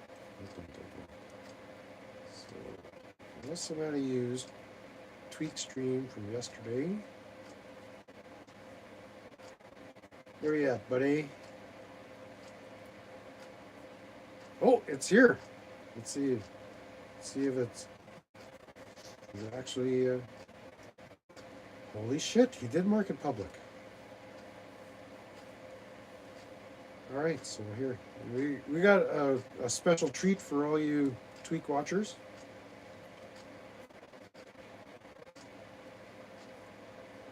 While you're waiting for me to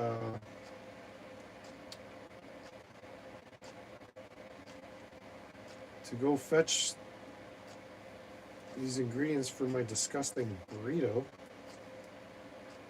you can go enjoy What's the Matter Used Tweak stream from last night. Yeah, I knew you didn't post it public. Mexican Mormon food.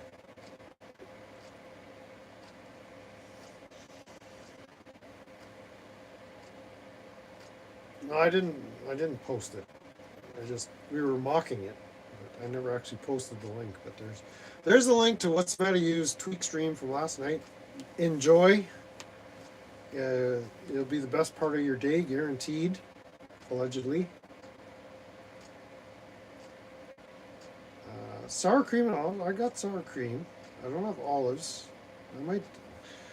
See, I don't know if sour cream was part of the burrito experience. I think Direct D's a little bit of a picky eater. He probably wouldn't touch sour cream.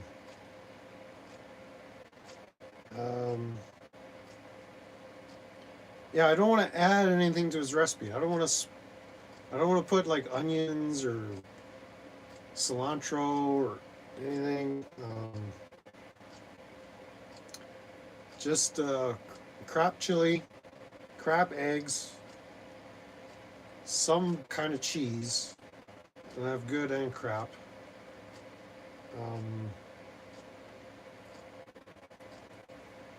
Tortilla wraps, or yeah, I don't want to try to make the recipe better, just based on my intuition and instincts. I want to follow his recipe to the D.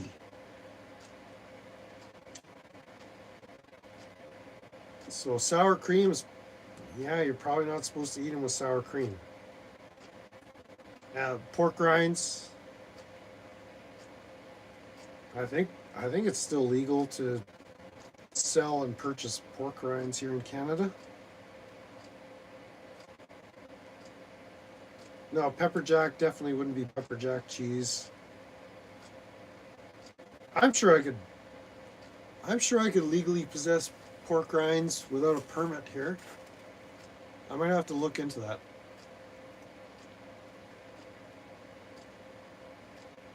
Just a Yogi is on live. All right, well, you guys go watch Just a Yogi then. I'll keep you occupied. until I make my triumphant return with the Tweakout burrito cooking tutorial. Max is just groaning over it. He's like, please don't. Please don't make me watch you make these horrendous burritos. And what's the matter? He was lying his face off. So Just a Yogi is not live. The retraction. He is not in. Just a Yogi is not in fact live. So don't go over to Just a Yogi. But we are going to go down to the grocery store. So I don't know when I'll be back, but I'll be back. So my best to all of you. My apologies as well for making you endure all of this, whatever this was. My apologies on behalf of What's the Matter You. Because, yeah, I mean, is there enough apologies for What's the Matter You? I don't know. We'll see. But you'll be back. He'll be back. I'll be back. I'll be back. So night, Dad. Is it getting up to be your bedtime? Well, it's probably, oh shit, it's 2 o'clock. It's like 5 o'clock where you are. So yeah, it's you're going to be having your late night snifter of brandy and bonging by the time I even get this burrito started. So we better get on it. All right. So thanks for coming. Thanks for leaving. Stay tweaky and stay away from those dirty taints.